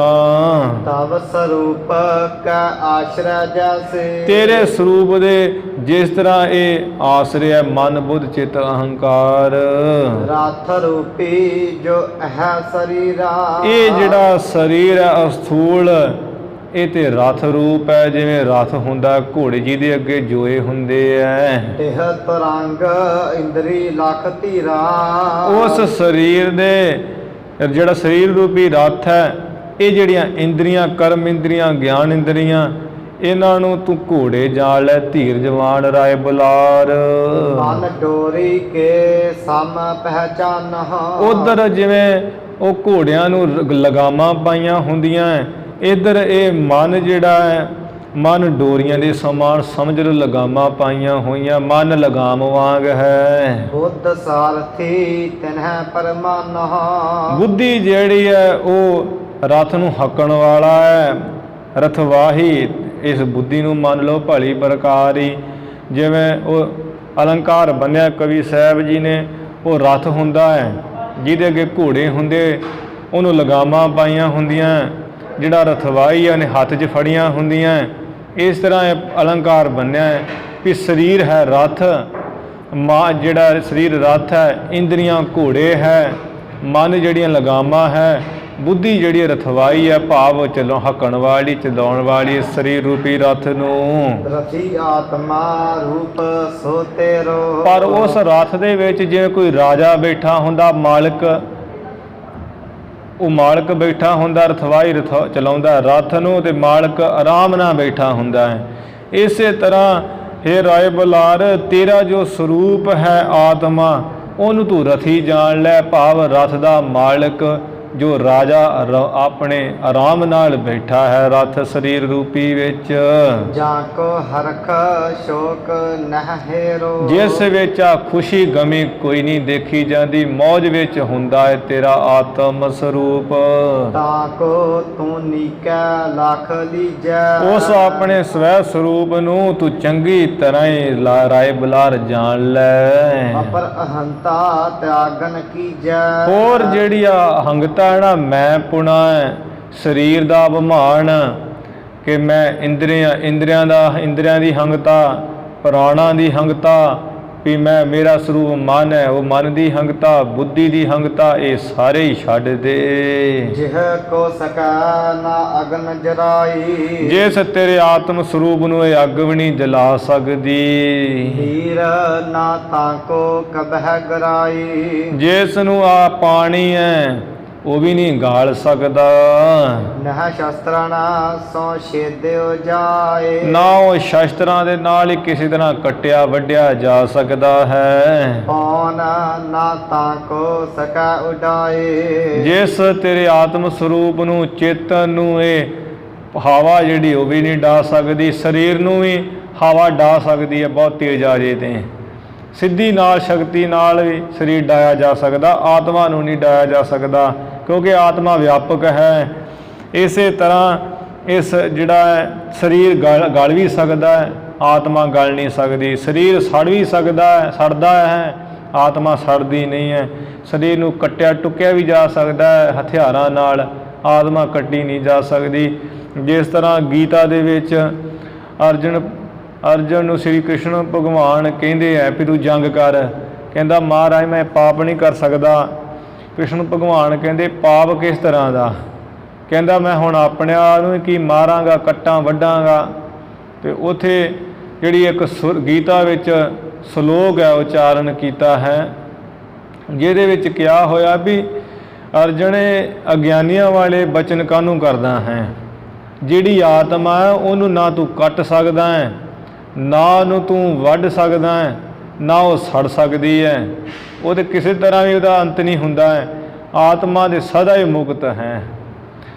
ਇਹ ਤੇ ਆਪਾਂ ਵੀ ਸਾਧ ਸੰਗਤ ਜੀ ਜਾਣਦੇ ਹਾਂ, ਜਦੋਂ ਸਰੀਰ ਆਪਣਾ ਮਰੇ ਤੇ ਸੜ ਜਾਂਦਾ ਹੈ, ਜਿਹੜੀ ਆਤਮਾ ਤੇ ਨਹੀਂ ਸੜਦੀ ਹੈ। ਵਿੱਚ ਕੇਵਲ ਅੰਗ ਕੱਟੇ ਜਾਂਦੇ ਹੈ, ਹੱਥ ਵੱਢਿਆ ਜਾਂਦਾ ਹੈ, ਬਾਹਾਂ ਵੱਢੀਆਂ ਜਾਂਦੀਆਂ, ਤੇ ਉਹਦੇ ਨਾਲ ਆਤਮਾ ਨਹੀਂ ਵੱਢੀ ਜਾਂਦੀ। ਆਤਮਾ ਇੱਕ ਰਸ ਹੈ, ਉਹ ਕਦੀ ਨਹੀਂ ਵੱਢੀ ਜਾਂਦੀ। ਇਸੇ ਤਰ੍ਹਾਂ ਮਹਾਰਾਜ ਕਹਿ ਰਹੇ ਵੀ ਤੇਰੇ ਆਤਮ ਸਰੂਪ ਨੂੰ ਤੇ ਕੋਈ ਹੈ ਨਹੀਂ, ਨਾ ਉਹ ਉੱਡ ਸਕਦਾ ਹੈ, ਹਵਾ ਨਾਲ ਉਡਾਇਆ ਜਾ ਸਕਦਾ, ਨਾ ਸ਼ਸਤਰਾਂ ਨਾਲ ਕੱਟਿਆ ਜਾ ਸਕਦਾ, ਨਾ ਅੱਗ ਨਾਲ ਸਾੜਿਆ ਹੀ ਜਾ ਸਕਦਾ, ਨਾ ਉਸ ਨੂੰ ਪਾਣੀ ਗਾਲ ਸਕਦਾ ਹੈ। ਬਾਲਕ ਬੁੱਢਾ ਜੋ ਨਹਿ ਤਰਨਾ। ਜੋ ਤੇਰਾ ਆਤਮਾ ਚੇਤਨ, ਨਾ ਬਾਲਕ ਬੱਚਾ ਹੁੰਦਾ, ਬੱਚਾ ਹੈ, ਨਾ ਉਹ ਬੁੱਢਾ, ਨਾ ਉਹ ਜਵਾਨੀ ਹੁੰਦਾ ਹੈ। ਇਹ ਜਿਹੜਾ ਬਾਲਕ ਹੈ ਉਹ ਵੀ ਸਰੀਰ ਬਣਦਾ ਹੈ, ਬੁੱਢਾ ਵੀ ਸਰੀਰ ਹੁੰਦਾ ਹੈ, ਜਵਾਨ ਵੀ ਸਰੀਰ ਹੁੰਦਾ ਹੈ। ਜਾਹੇ ਕਦਾਚਿਤ ਜਨਮ ਨਾ ਮਰਨਾ। ਜਿਸ ਚੇਤਨ ਆਤਮਾ ਵਿੱਚ ਨਾ ਜੰਮਣਾ ਹੈ ਨਾ ਮਰਨਾ ਹੈ। ਜੰਮਣ ਮਰਨ, ਬੁੱਢਾ ਜਵਾਨ ਤੇ ਇਸੇ ਤਰ੍ਹਾਂ ਬਾਲਕ, ਇਹ ਤੇ ਸਰੀਰ ਦੇ ਧਰਮ ਹਨ। ਜਾਂ ਕੋ ਭੂਖ ਪਿਆਸ ਨਾ ਥੋਰੀ। ਜਿਸ ਇਹ ਆਤਮ ਸਰੂਪ ਨੂੰ ਚੇਤਨ ਨੂੰ ਨਾ ਭੁੱਖ ਹੈ ਨਾ ਪਿਆਸ ਹੀ ਹੈ ਥੋੜੀ ਜੀ, ਭੁੱਖ ਪਿਆਸ ਜਿਹੜੀ ਲੱਗਦੀ ਉਹ ਵੀ ਪ੍ਰਾਣਾ ਦਾ ਧਰਮ ਹੈ। ਜਿਹ ਬਿਸਰੇ ਤੇ ਹੋਵੈ ਦੁਖ ਘੋਰੀ। ਜਿਸ ਇਸ ਆਤਮ ਸਰੂਪ ਨੂੰ ਭੁੱਲਣ ਤੇ ਵਿਸਰਨ ਤੇ ਬੜਾ ਭਿਆਨਕ ਹੀ ਦੁੱਖ ਹੁੰਦਾ ਹੈ ਰਾਏ ਬੁਲਾਰ। ਇਸੇ ਤਰ੍ਹਾਂ ਸਾਧ ਸੰਗਤ ਜੀ ਗੁਰੂ ਮਹਾਰਾਜ ਨੇ ਗੁਰੂ ਗ੍ਰੰਥ ਸਾਹਿਬ ਜੀ ਵਿੱਚ ਗੁਰੂ ਅਰਜਨ ਦੇਵ ਜੀ ਨੇ ਵੀ ਆਤਮਾ ਪਰਮਾਤਮਾ ਦੇ ਸੰਬੰਧ ਵਿੱਚ ਸ਼ਬਦ ਉਚਾਰਨ ਕੀਤਾ ਹੈ, ਜਿਹਦੇ ਵਿੱਚ ਆਤਮਾ ਚੇਤਨ ਦੇ ਹੀ ਵਿਚਾਰ ਹੈ, ਜੋ ਵਿਦਾਂਤ ਦੇ ਵਿੱਚ ਢੁਕਦਾ ਹੈ ਸਾਰਾ ਜਾ ਕੇ। ਗੋਂਡ ਮਹੱਲਾ ਪੰਜਵਾਂ। ਅਚਰਜ ਕਥਾ ਮਹਾ ਅਨੂਪ, ਪ੍ਰਾਤਮਾ ਪਾਰ ਬ੍ਰਹਮ ਕਾ ਰੂਪ। ਨਾ ਇਹੋ ਬੂਢਾ ਨਾ ਇਹੋ ਬਾਲਾ, ਨਾ ਇਸ ਦੁਖ ਨਹੀਂ ਜਮ ਜਾਲਾ। ਨਾ ਇਹੋ ਬਿਨਸੈ ਨਾ ਇਹੋ ਜਾਏ, ਆਦਿ ਜੁਗਾਦੀ ਰਹਾ ਸਮਾਏ। ਨਾ ਇਸ ਉਸਨ ਨਹੀਂ ਇਸ ਸੀਤ, ਨਾ ਇਸ ਦੁਸ਼ਮਣ ਨਾ ਇਸ ਮੀਤ। ਨਾ ਇਸ ਹਰਖ ਨਹੀਂ ਇਸ ਸੋਗ, ਸਭ ਕੁਛ ਇਸਕਾ ਇਹੋ ਕਰਨਾ ਜੋਗ। ਨਾ ਇਸ ਬਾਬ ਨਹੀਂ ਇਸ ਮਾਇਆ, ਇਸ ਅਪਰੰਪਰ ਹੋਦਾ ਆਇਆ। ਪਾਪ ਪੁੰਨ ਕਾ ਇਸ ਲੇਪ ਨਾ ਲਾਗੈ, ਘਟ ਘਟ ਅੰਤਰ ਸਦ ਹੀ ਜਾਗੈ। ਤੀਨ ਗੁਣਾ ਇੱਕ ਸਗਤ ਉਪਾਇਆ, ਮਹਾ ਮਾਇਆ ਤਾ ਕੀ ਹੈ ਛਾਇਆ। ਅਛਲ ਅਛੇਦ ਅਭੇਦ ਦਇਆਲ, ਦੀਨ ਦਇਆਲ ਸਦਾ ਕਿਰਪਾਲ। ਤਾ ਕਿ ਗਤ ਮਿਤ ਕਛੂ ਨਾ ਪਾਏ, ਨਾਨਕ ਤਾ ਕੈ ਬਲ ਬਲ ਜਾਏ। ਅਚਰਜ ਕਥਾ ਮਹਾ ਅਨੂਪ, ਵੀ ਅਚਰਜੀ ਕਥਾ ਹੈ, ਮਹਾਨ ਹੀ ਹੈ, ਅਨੂਪਮ ਸੁੰਦਰ ਕਥਾ ਹੈ, ਜਿਹਨੂੰ ਸਮਝਣਾ ਬੜਾ ਔਖਾ ਹੈ। ਪ੍ਰਾਤਮਾ ਪਾਰ ਬ੍ਰਹਮ ਕਾ ਰੂਪ, ਇਹ ਜਿਹੜੀ ਅੰਦਰ ਜੀਵ ਆਤਮਾ ਹੈ ਪਰਮੇਸ਼ਰ ਦਾ ਹੀ ਰੂਪ ਹੈ। ਤੇ ਇਸ ਸੰਬੰਧ ਵਿੱਚ ਗੁਰੂ ਜੀ ਨੇ ਕਿਹਾ ਵੀ ਨਾ ਇਹ ਬੁੱਢਾ ਨਾ ਇਹ ਬਾਲਾ, ਨਾ ਤੇ ਬੁੱਢੀ ਹੁੰਦੀ ਹੈ ਆਤਮਾ, ਨਾ ਇਹ ਬਾਲਕੀ ਹੈ, ਨਾ ਇਸ ਨੂੰ ਦੁੱਖ ਹੀ ਹੈ, ਨਾ ਹੀ ਜਮ ਜਾਲਾ, ਨਾ ਇਹਨੂੰ ਜਮ ਦੀ ਫਾਈ ਹੈ। ਨਾ ਇਹ ਬਿਨਸ ਨਾ ਇਹੋ ਬਿਨਸ ਨਾ ਇਹੋ ਜਾਏ, ਆਦਿ ਜੁਗਾਦੀ ਰਹਾ ਸਮਾਏ। ਨਾ ਤੇ ਨਾਸ ਹੁੰਦੀ ਹੈ ਨਾ ਕਿਤੇ ਜਾਂਦੀ ਹੈ। ਇਹਨੂੰ ਕੋਈ ਗਰਮੀ ਨਹੀਂ ਹੈ, ਇਹਨੂੰ ਕੋਈ ਠੰਡ ਨਹੀਂ ਹੈ, ਇਹਦਾ ਕੋਈ ਦੁਸ਼ਮਣ ਨਹੀਂ, ਇਹਦਾ ਕੋਈ ਮਿੱਤਰ ਨਹੀਂ ਹੈ, ਇਹਨੂੰ ਕੋਈ ਖੁਸ਼ੀ ਨਹੀਂ, ਇਹਨੂੰ ਕੋਈ ਗਮੀ ਨਹੀਂ ਹੈ, ਇਹਦਾ ਕੋਈ ਬਾਪ ਨਹੀਂ ਹੈ, ਕੋਈ ਮਾਂ ਨਹੀਂ ਹੈ। ਇਹ ਆਤਮਾ ਪਰਮਾਤਮਾ ਦਾ ਰੂਪ ਹੈ। ਆਤਮਾ ਪਰਮਾਤਮਾ ਇੱਕੋ ਕਰੈ। ਇਸ ਨੂੰ ਕਰਨ ਲਈ ਹੀ ਸਾਧ ਸੰਗਤ ਜੀ ਜਨਮ ਜਿਹੜਾ ਧਾਰਨ ਕੀਤਾ ਹੈ। ਗੁਰੂ ਸਾਹਿਬ ਜੀ ਇੱਥੇ ਉਹੀ ਵਚਨ ਕਰ ਰਹੇ ਹਨ ਕਿ ਰਾਏ ਬੁਲਾਰ, ਜਿਸ ਆਤਮ ਸਰੂਪ ਨੂੰ ਭੁੱਲਿਆ ਬਹੁਤ ਇਸ ਸੰਸਾਰ ਵਿੱਚ ਦੁੱਖ ਭਿਆਨਕ ਹੁੰਦਾ ਇਸ ਜੀਵ ਨੂੰ। ਸੁਣ ਬੁਲਾਰ ਇਸ ਬਿਦ ਕੇ ਬੈਨਾ, ਸੁਣ ਕਰਕੇ ਰਾਏ ਬੁਲਾਰ ਇਸ ਤਰ੍ਹਾਂ ਦੇ ਮਹਾਰਾਜ ਦੇ ਗਿਆਨਮਈ ਬਚਨ। ਨਿਜ ਸਰੂਪ ਜਾਣਿਓ ਸੁਖ ਐਨਾ, ਆਪਣਾ ਜਿਹੜਾ ਸਰੂਪ ਹੈ ਇਹ ਸੁੱਖਾਂ ਦੇ ਘਰ। ਮਹਾਰਾਜ ਮੈਂ ਆਪਣਾ ਸਰੂਪ ਸਵੈ ਜਾਣ ਲਿਆ ਵੀ ਮੇਰਾ ਇਹ ਸਰੂਪ ਇਹਨਾਂ ਤੋਂ ਵੱਖਰਾ ਹੈ। ਭਇਓ ਨਿਮਗਨ ਥਾਹੇ ਆਨੰਦਾ, ਜੋ ਅਥਾਹ ਬੜਾ ਡੂੰਘਾ ਹੀ ਆਨੰਦ ਹੈ ਉਸ ਵਿੱਚ ਰਾਏ ਬੁਲਾਰ ਨਿਮਗਨ ਹੋ ਗਿਆ, ਮਸਤ ਹੋ ਗਿਆ, ਲੀਨ ਹੋ ਗਿਆ ਹੈ। ਛੂਟ ਗਏ ਜਗ ਕੇ ਸਭ ਫੰਦਾ, ਜਿਹੜੇ ਸੰਸਾਰ ਦੇ ਮੋਹ ਮਮਤਾ ਦੇ ਫੰਦੇ ਫਾਏ ਹੈ ਬੰਧਨ ਹੈ, ਉਹਨਾਂ ਸਾਰੇ ਤੂੰ ਛੁੱਟ ਗਿਆ, ਛੁੱਟ ਗਏ ਆ ਇਹਦੇ। ਹੱਥ ਬੰਦ ਪਦ ਬੰਧਨ ਧਾਰੀ, ਹੱਥ ਦੋਵੇਂ ਜੋੜ ਕੇ ਤੇ ਮਹਾਰਾਜ ਨੂੰ ਨਮਸਕਾਰ ਕੀਤੀ ਹੈ। ਉਸਤਤ ਪਦ ਕੀ ਗਿਰਾ ਉਚਾਰੀ, ਜਿਹੜੇ ਉਸਤਤੀ ਦੇ ਬਚਨ ਹੈ ਉਹ ਉਸਤਤੀ ਦੇ ਪਦਾਂ ਵਾਲੀ ਬਾਣੀ ਉਚਾਰਨ ਕੀਤੀ, ਬੜੀ ਵਡਿਆਈ ਕਰ ਰਿਹਾ ਮਹਾਰਾਜ ਦੀ। ਧੰਨ ਧੰਨ ਪੂਰਨ ਗੁਰਦੇਵਾ, ਮੈਂ ਗੁਰਦੇਵ ਗੁਰੂ ਨਾਨਕ ਸਾਹਿਬ ਜੀ ਤੁਸੀਂ ਤੇ ਧੰਨ ਹੋ, ਤੁਸੀਂ ਤੇ ਧੰਤਾ ਜੋਗ ਪੂਰਨ ਪਰਮੇਸ਼ਰ ਹੋ। ਕਿਰਪਾ ਤੁਮਾਰ ਲਖਿਓ ਅਸ ਭੇਵਾ, ਤੁਹਾਡੀ ਕਿਰਪਾ ਨਾਲ ਹੀ ਐਸਾ ਭੇਦ ਮਹਾਰਾਜ ਮੈਂ ਜਾਣਿਆ ਆਪਣੇ ਆਪੇ ਦਾ। ਮੈਂ ਆਪਣੇ ਆਤਮ ਸਰੂਪ ਨੂੰ ਜਾਣਿਆ, ਮੇਰਾ ਆਤਮਾ ਉਸ ਪਰਮੇਸ਼ਰ ਵਿੱਚ ਅਭੇਦ ਹੈ। ਇਸ ਤਰ੍ਹਾਂ ਦਾ ਭੇਦ ਜਾਣਿਆ ਤੁਹਾਡੀ ਕਿਰਪਾ ਨਾਲ। ਰਾਗ ਦਵੈਖ ਦਵੈ ਸਿੰਘ ਸਮਾਨਾ, ਮਹਾਰਾਜ ਜਿਹੜੇ ਰਾਗ ਹੈ ਤੇ ਦਵੈਖ ਹੈ, ਰਾਗ ਕਈ ਦਾ ਪ੍ਰੇਮ ਨੂੰ ਆਪਣੇ ਨੂੰ ਪ੍ਰੇਮ ਕਰਨਾ, ਦੂਸਰੇ ਨੂੰ ਦਵੈਖ ਈਰਖਾ ਕਰਨੀ। ਇਹ ਜਿਹੜੇ ਰਾਗ ਦੇ ਦਵੈਕ ਹੈ ਬੜੇ ਤਗੜੇ ਸ਼ੇਰ ਸਮਾਨ ਹੈ ਮਹਾਰਾਜ। ਇਨਕੇ ਭੈ ਤੇ ਮੁਝ ਹੈ ਮਚਾਨਾ, ਇਹਨਾਂ ਦੇ ਭੈ ਤੋਂ ਤੁਸਾਂ ਨੇ ਮੈਨੂੰ ਛੁਡਾਇਆ ਹੈ, ਬਚਾਇਆ ਹੈ। ਗ੍ਰਸਿਓ ਸਰਪ ਦੀਰਗ ਅਹੰਕਾਰਾ, ਮੈਂ ਤੇ ਮਹਾਰਾਜ ਜਿਹੜਾ ਬੜਾ ਤਗੜਾ ਹੰਕਾਰ ਰੂਪੀ ਸੱਪ ਹੈ ਉਹਦੇ ਨਾਲ ਪਕੜਿਆ ਹੋਇਆ, ਗਰਸਿਆ ਹੋਇਆ ਸੀ। ਦੀਨ ਜਾਨ ਤੁਮ ਲੀਨ ਉਦਾਰਾ, ਮੈਨੂੰ ਦੀਨ ਗਰੀਬ ਜਾਣ ਕੇ ਆਪ ਜੀ ਨੇ ਬਚਾ ਲਿਆ ਹੈ। ਅਬ ਮੈਂ ਆਤਮ ਰੂਪ ਪਛਾਨਾ, ਤੁਹਾਡੀ ਕਿਰਪਾ ਦੇ ਨਾਲ ਹੁਣ ਮੈਂ ਆਪਣਾ ਆਤਮ ਰੂਪ, ਸਵੈ ਸਰੂਪ, ਚੇਤਨ ਸਰੂਪ ਪਛਾਣ ਲਿਆ ਹੈ। ਜਿਹ ਜਾਣੇ ਜਗ ਕੋ ਦੁਖ ਹਾਨਾ, ਜਿਸ ਆਤਮ ਸਰੂਪ ਨੂੰ ਜਾਣਿਆ ਜਗਤ ਦੇ ਸਾਰੇ ਦੁੱਖ ਨਾਸ ਹੋ ਜਾਂਦੇ ਐ। ਆਸ ਪ੍ਰਕਾਰ ਕੋ ਸੁਨ ਉਪਦੇਸ਼ੂ, ਇਸ ਤਰ੍ਹਾਂ ਦਾ ਜਿਹੜਾ ਹੈ ਰਾਏ ਬਲਾਰ ਸਤਿਗੁਰ ਜੀ ਦਾ ਉਪਦੇਸ਼ ਸੁਣ ਕੇ ਜਾਣਿਓ ਸਹਜ ਸਰੂਪ ਨਰੇਸ਼ੂ, ਰਾਏ ਬਲਾਰ ਨੇ ਇਸ ਜੋ ਸਹਿਜ ਸਰੂਪ, ਗਿਆਨ ਸਰੂਪ, ਆਤਮ ਸਰੂਪ ਉਸ ਨੂੰ ਜਾਣ ਲਿਆ ਹੈ। ਏਕ ਆਤਮਾ ਵਿਆਪਕ ਸਾਰੇ, ਕਿ ਜਿਹੜਾ ਮੇਰਾ ਇੱਕ ਆਤਮਾ ਹੈ ਉਹੀ ਉਹ ਸਾਰੇ ਵਿਆਪਕ ਹੈ। ਖਾਲਕ ਖਲਕ ਖਲਕ ਮੈਂ ਖਾਲਕ, ਪੂਰ ਰਹੋ ਸਰਬ ਠਾਈ, ਸਭ ਗੋਬਿੰਦ ਹੈ, ਸਭ ਗੋਬਿੰਦ ਹੈ, ਗੋਬਿੰਦ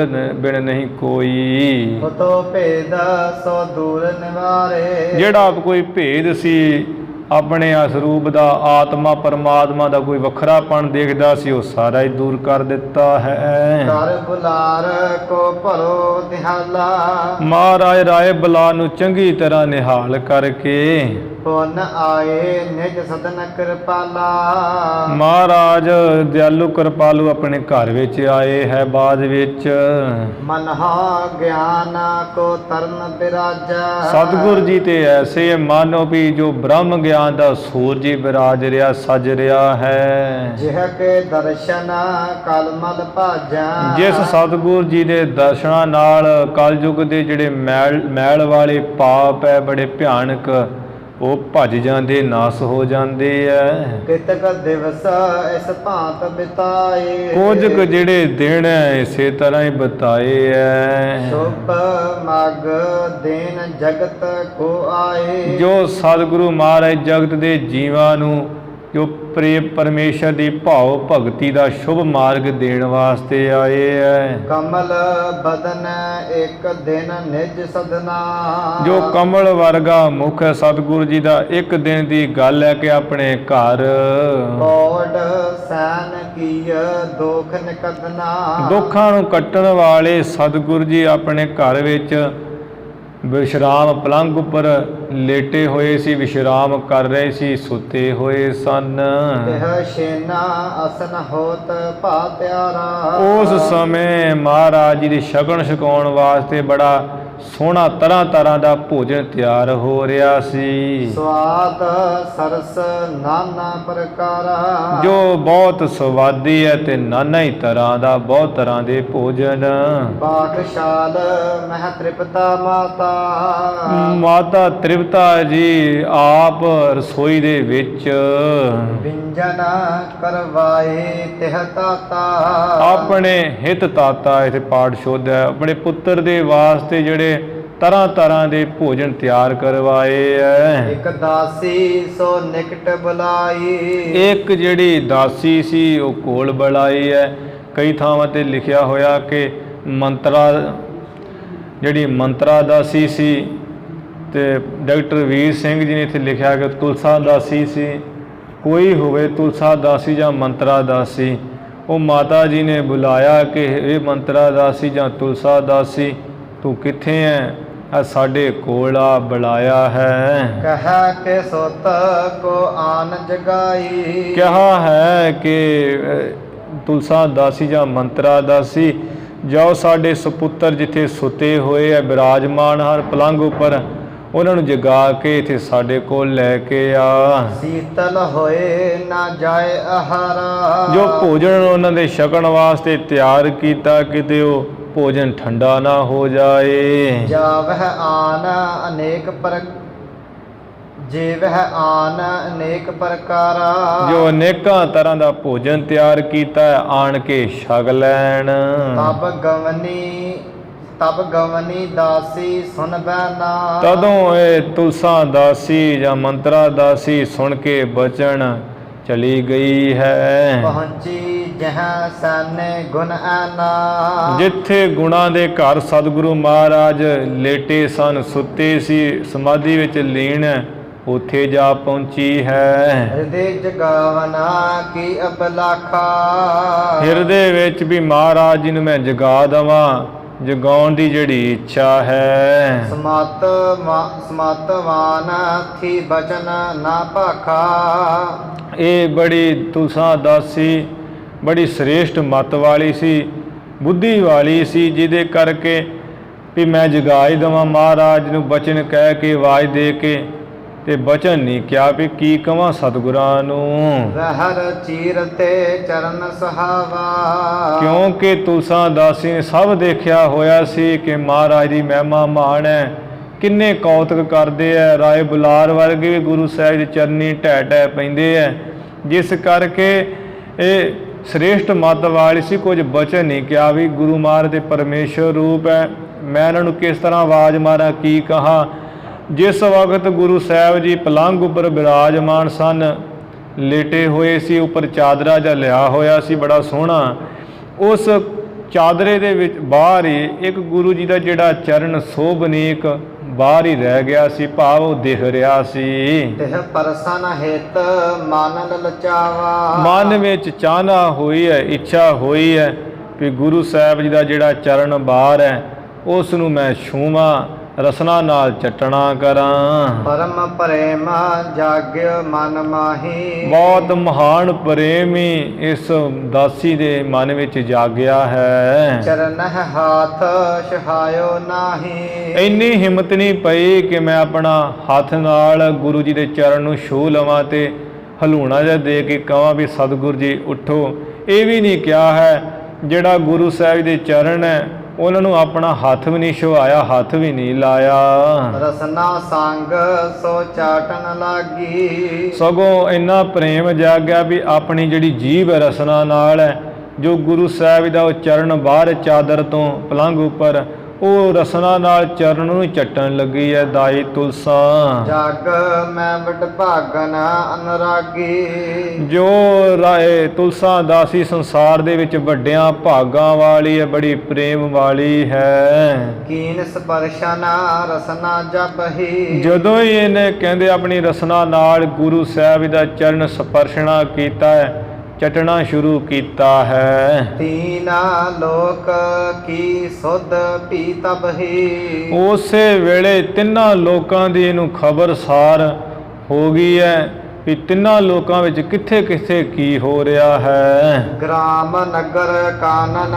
ਗਿਰ ਭਾਰੀ। ਤਿੰਨਾਂ ਲੋਕਾਂ ਦੇ ਇਹਨੂੰ ਨਗਰਾਂ ਵਿੱਚ, ਗ੍ਰਾਮਾਂ ਵਿੱਚ ਵੀ ਫਲਾਣੇ ਪਿੰਡ 'ਚ ਕੀ ਹੋ ਰਿਹਾ ਹੈ, ਫਲਾਣੇ ਸ਼ਹਿਰਾਂ 'ਚ ਕੀ ਹੋ ਰਿਹਾ ਹੈ, ਜੰਗਲਾਂ ਵਿੱਚ ਕੀ ਹੋ ਰਿਹਾ ਹੈ, ਭਾਰੀ ਵੱਡੇ ਵੱਡੇ ਪਹਾੜਾਂ ਵਿੱਚ ਕੀ ਹੋ ਰਿਹਾ ਹੈ। ਸਭ ਸੁਧ ਜਾਨੀ ਸਿੰਧ ਮਝਾਰੀ। ਸਮੁੰਦਰਾਂ ਵਿੱਚ ਕੀ ਹੋ ਰਿਹਾ, ਸਾਰੇ ਨੇ ਜਿਹੜੀ ਹੈ ਸੁਧ ਜਾਣ ਲਈ ਹੈ, ਖਬਰ ਇਹਨੂੰ ਹੋ ਗਈ ਹੈ। ਤਹ ਇੱਕ ਕੌਤਕ ਲਖਿਓ ਅਨੂਪਾ। ਉੱਥੇ ਜਦੋਂ ਸਮੁੰਦਰਾਂ ਦੀ ਵੀ ਸਭ ਸੋਝੀ ਜਾਣ ਲਈ, ਸਮੁੰਦਰ ਵਿੱਚ ਇੱਕ ਕੌਤਕ ਇਸ ਨੇ ਅਨੂਪਮੀ ਜਾਣਿਆ ਹੈ, ਭਾਵ ਵੇਖਿਆ ਹੈ। ਸ੍ਰੀ ਨਾਨਕ ਕੋ ਪਿਖਿਓ ਸਰੂਪਾ। ਉਹ ਸਮੁੰਦਰ ਦੇ ਵਿੱਚ ਹੀ ਸ੍ਰੀ ਗੁਰੂ ਨਾਨਕ ਦੇਵ ਮਹਾਰਾਜ ਦਾ ਸੁੰਦਰ ਜਿਹੜਾ ਸਰੂਪ ਦਾਈ ਤੁਲਸਾ ਨੇ ਦੇਖਿਆ ਹੈ। ਲਵਪੁਰ ਕੋ ਮਨ ਸੁਖ ਜੋ ਸ਼ਾਹ। ਜੋ ਗੁਰੂ ਜੀ ਦਾ ਬੜਾ ਮਹਾਨ ਸਿੱਖ ਭਾਈ ਮਨਸੁਖ ਸ਼ਾਹ ਸੀ, ਲਾਹੌਰ ਦਾ ਨਿਵਾਸੀ। ਤਿਹ ਜਹਾਜ ਥੋ ਸਾਗਰ ਮਹਾ। ਉਹ ਵਪਾਰ ਕਰਨ ਵਾਸਤੇ ਗਿਆ ਸੀ ਤੇ ਉਸ ਮਨਸੁਖ ਸ਼ਾਹ ਦਾ ਜਿਹੜਾ ਜਹਾਜ਼ ਹੈ ਉਹ ਸਮੁੰਦਰ ਦੇ ਵਿੱਚ ਸੀ।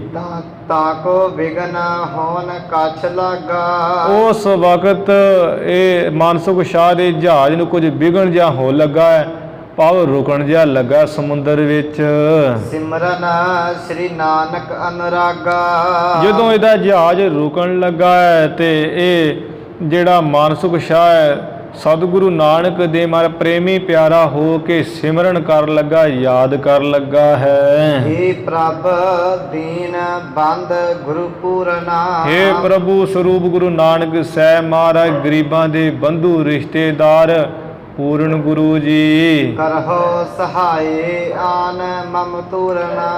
ਬੜੀ ਛੇਤੀ ਆ ਕੇ ਗੁਰੂ ਮਹਾਰਾਜ ਸਮੁੰਦਰ ਵਿੱਚ ਆ ਕੇ ਮੇਰਾ ਜਹਾਜ਼ ਨੂੰ ਪਾਰਲੇ ਪਾਸੇ ਲਾਓ, ਮੇਰੀ ਸਹਾਇਤਾ ਕਰੋ। जहाँ सन बंदी कोई ना साथा। ਕਿਉਂਕਿ ਤੁਹਾਡਾ ਧਰਮ ਬਿਰਧ ਹੈ, ਧਰਮ ਹੈ ਜਿੱਥੇ ਕੋਈ ਸਰਬੰਧੀ ਰਿਸ਼ਤੇਦਾਰ ਸਾਥ ਨਹੀਂ ਹੁੰਦਾ। ਜਿਵੇਂ ਗੁਰਬਾਣੀ 'ਚ ਬਚਨ ਹੈ, ਜਾ ਕੋ ਮੁਸਕਲ ਅਤ ਬਣੈ ਢੋਈ ਕੋਈ ਨਾ ਦੇ, ਲਾਗੂ ਹੋਏ ਦੁਸ਼ਮਣਾ ਸਾਗ ਵੇ ਭੱਜ ਖਲੇ, ਸਭੋ ਭੱਜੇ ਆਸਰਾ ਚੁੱਕੇ ਸਭ ਅਸਰਾਓ, ਚਿੱਤ ਆਵੇ ਉਸ ਪਾਰ ਬ੍ਰਹਮ ਲੱਗੇ ਨਾ ਤੱਤੀ ਵਾਓ। ਕਿਉਂਕਿ हे ਪਰਮੇਸ਼ਰ ਸਾਹਿਬ ਨਿਤਾਣਿਆਂ ਕਾ ਤਾਣ, ਮਹਾਰਾਜ ਤੂੰ ਨਿਤਾਣਿਆਂ ਦਾ ਤਾਣ ਹੈ ਜਿੱਥੇ ਕੋਈ ਸਹਾਈ ਨਹੀਂ ਹੁੰਦਾ ਹੈ, ਜਿੱਥੇ ਸਾਰੇ ਸਗੇ ਸੰਬੰਧੀ ਸਾਥ ਛੱਡ ਜਾਂਦੇ ਹੈ। तहाँ तुम साथ होत जगन्नाथा। ਉੱਥੇ ਜਗਤ ਦੇ ਮਾਲਕ ਮਹਾਰਾਜ ਤੁਹਾਡਾ ਸਾਥ ਹੁੰਦਾ, ਉੱਥੇ ਤੁਸੀਂ ਨਿਮਾਣਿਆਂ ਦਾ ਮਾਣ ਕਰਦੇ, ਨਿਤਾਣਿਆਂ ਦਾ ਤਾਣ ਕਰਦੇ ਹੋ ਜੀ। तीर संगला दीप पचावना। ਮੈਨੂੰ ਮਹਾਰਾਜ ਜੋ ਸੰਗਲਾ ਦੀਪ ਟਾਪੂ ਹੈ ਉਹਦੇ ਕਿਨਾਰੇ ਤੇ ਪਹੁੰਚਾਉਣਾ। करहो जहाज भगत मन भावना। ਮੈਂ ਜੋ ਆਪਣੇ ਭਗਤਾਂ ਦੇ ਤੁਸੀਂ ਮਨ ਨੂੰ ਭਾਉਂਦੇ ਹੋ, ਭਗਤਾਂ ਨੂੰ ਚੰਗੇ ਲੱਗਣ ਵਾਲੇ ਸਤਿਗੁਰੂ ਜੀ ਕਿਰਪਾ ਕਰੋ, ਮੇਰਾ ਜਹਾਜ਼ ਜਿਹੜਾ ਹੈ ਉਹ ਸੰਗਲਾ ਦੀਪ ਟਾਪੂ ਦੇ ਕਿਨਾਰੇ ਤੇ ਪਹੁੰਚਾ ਦਿਓ ਜੀ। निज आराधना लख कर स्वामी। ਇਸ ਤਰ੍ਹਾਂ ਇਹ ਦਾਸੀ ਤੁਲਸਾ ਕੀ ਦੇਖ ਰਹੀ ਹੈ ਕਿ ਇਹ ਜਿਹੜਾ ਮਾਨਸੁਖ ਸ਼ਾਹ ਆਪਣੇ ਸਵਾਮੀ ਗੁਰੂ ਨਾਨਕ ਸਾਹਿਬ ਮਹਾਰਾਜ ਦੀ ਬੜੀ ਜਿਹੜੀ ਹੈ ਆਰਾਧਨਾ ਕਰ ਰਿਹਾ, ਸਿਮਰਨ ਕਰ ਰਿਹਾ ਹੈ। गए सिंध मह अंतर जामी। ਜੋ ਅੰਤਰਜਾਮੀ ਸਤਿਗੁਰੂ ਜੀ ਹੈ, ਸਭ ਦਿਲਾਂ ਦੀਆਂ ਜਾਣਨ ਵਾਲੇ ਹੈ, ਸੰਗਲਾ ਦੀਪ ਸਮੁੰਦਰ ਦੇ ਵਿੱਚ ਚਲੇ ਗਏ ਹੈ। तिह जहाज को तट पहुँचावा। ਦਾਸੀ ਤੁਲਸਾ ਦੇ ਦੇਖ ਰਹੀ ਹੈ ਵੀ ਮਹਾਰਾਜ ਲੇਟੇ ਹੋਏ ਹੈ ਇੱਥੇ ਤਲਵੰਡੀ ਨਗਰੀ। ਇੱਕ ਸਰੂਪ ਗੁਰੂ ਸਾਹਿਬ ਜੀ ਦਾ ਉਹ ਸਮੁੰਦਰ ਵਿੱਚ ਚਲੇ ਗਏ ਮਹਾਰਾਜ। ਅਨਕ ਰੂਪ ਖਿਨਮਾ ਹੈ ਕੁਦਰਤ ਧਾਰਦਾ, ਵੀ ਅਨੇਕਾਂ ਹੀ ਸਰੂਪ ਮਹਾਰਾਜ ਖਿਨ ਵਿੱਚ ਹੀ ਧਾਰ ਲੈਂਦੇ ਆ। ਜਿਸ ਤਰ੍ਹਾਂ ਸਿੱਧਾਂ ਦੇ ਨਾਲ ਚਰਚਾ ਹੋਈ ਸੀ ਤੇ ਸਿੱਧ ਕਹਿੰਦੇ ਸੀ ਮਹਾਰਾਜ ਆਪਣੀ ਸ਼ਕਤੀ ਦਿਖਾਓ।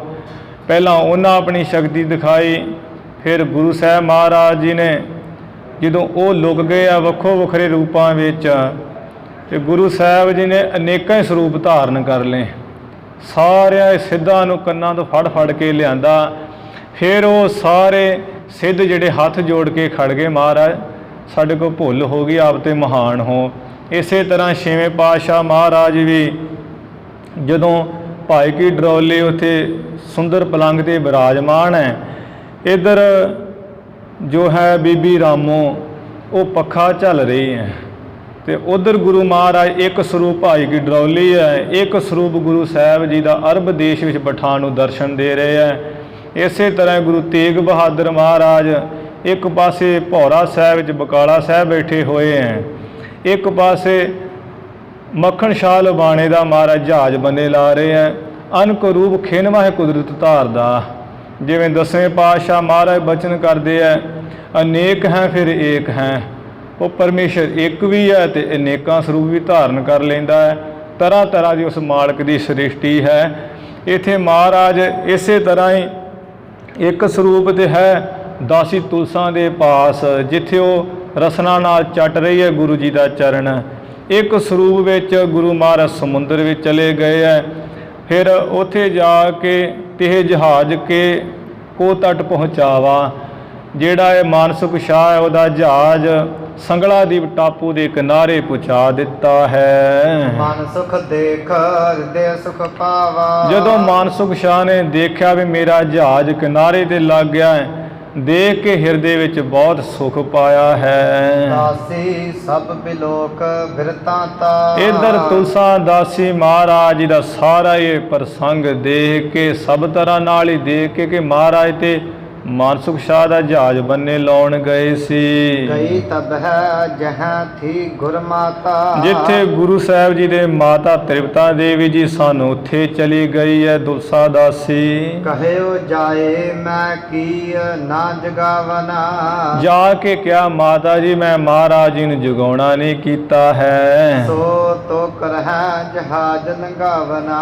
ਉਹ ਤੇ ਜੋ ਲਾਹੌਰ ਦਾ ਮਾਨਸੁਖ ਸ਼ਾਹ ਹੈ ਉਹਦਾ ਜਹਾਜ਼ ਡੁੱਬ ਰਿਹਾ ਸੀ, ਉਹਨੂੰ ਪਾਰ ਲੰਘਾਉਣ ਵਾਸਤੇ ਗਏ ਹੋਏ ਹੈ। ਜਬ ਨਿਜ ਸਿੱਖ ਕੋ ਕਰ ਹੈ ਕਾਜਾ।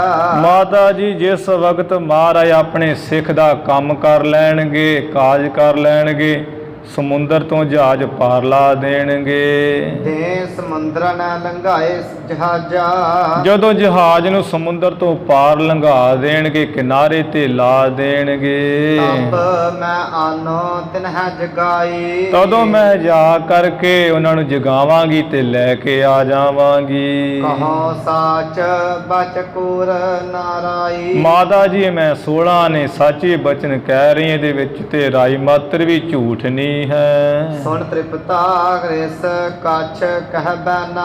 ਸੁਣ ਕਰਕੇ ਮਾਤਾ ਤ੍ਰਿਪਤਾ ਜੀ ਨੇ ਗੁੱਸਾ ਕੀਤਾ ਤੇ ਗੁੱਸੇ ਨਾਲ ਕੁਝ ਬਚਨ ਕਹੇ ਐ। ਗਈ ਆਪ ਜਹ ਕੀ ਸੁਤ ਸੈਨਾ।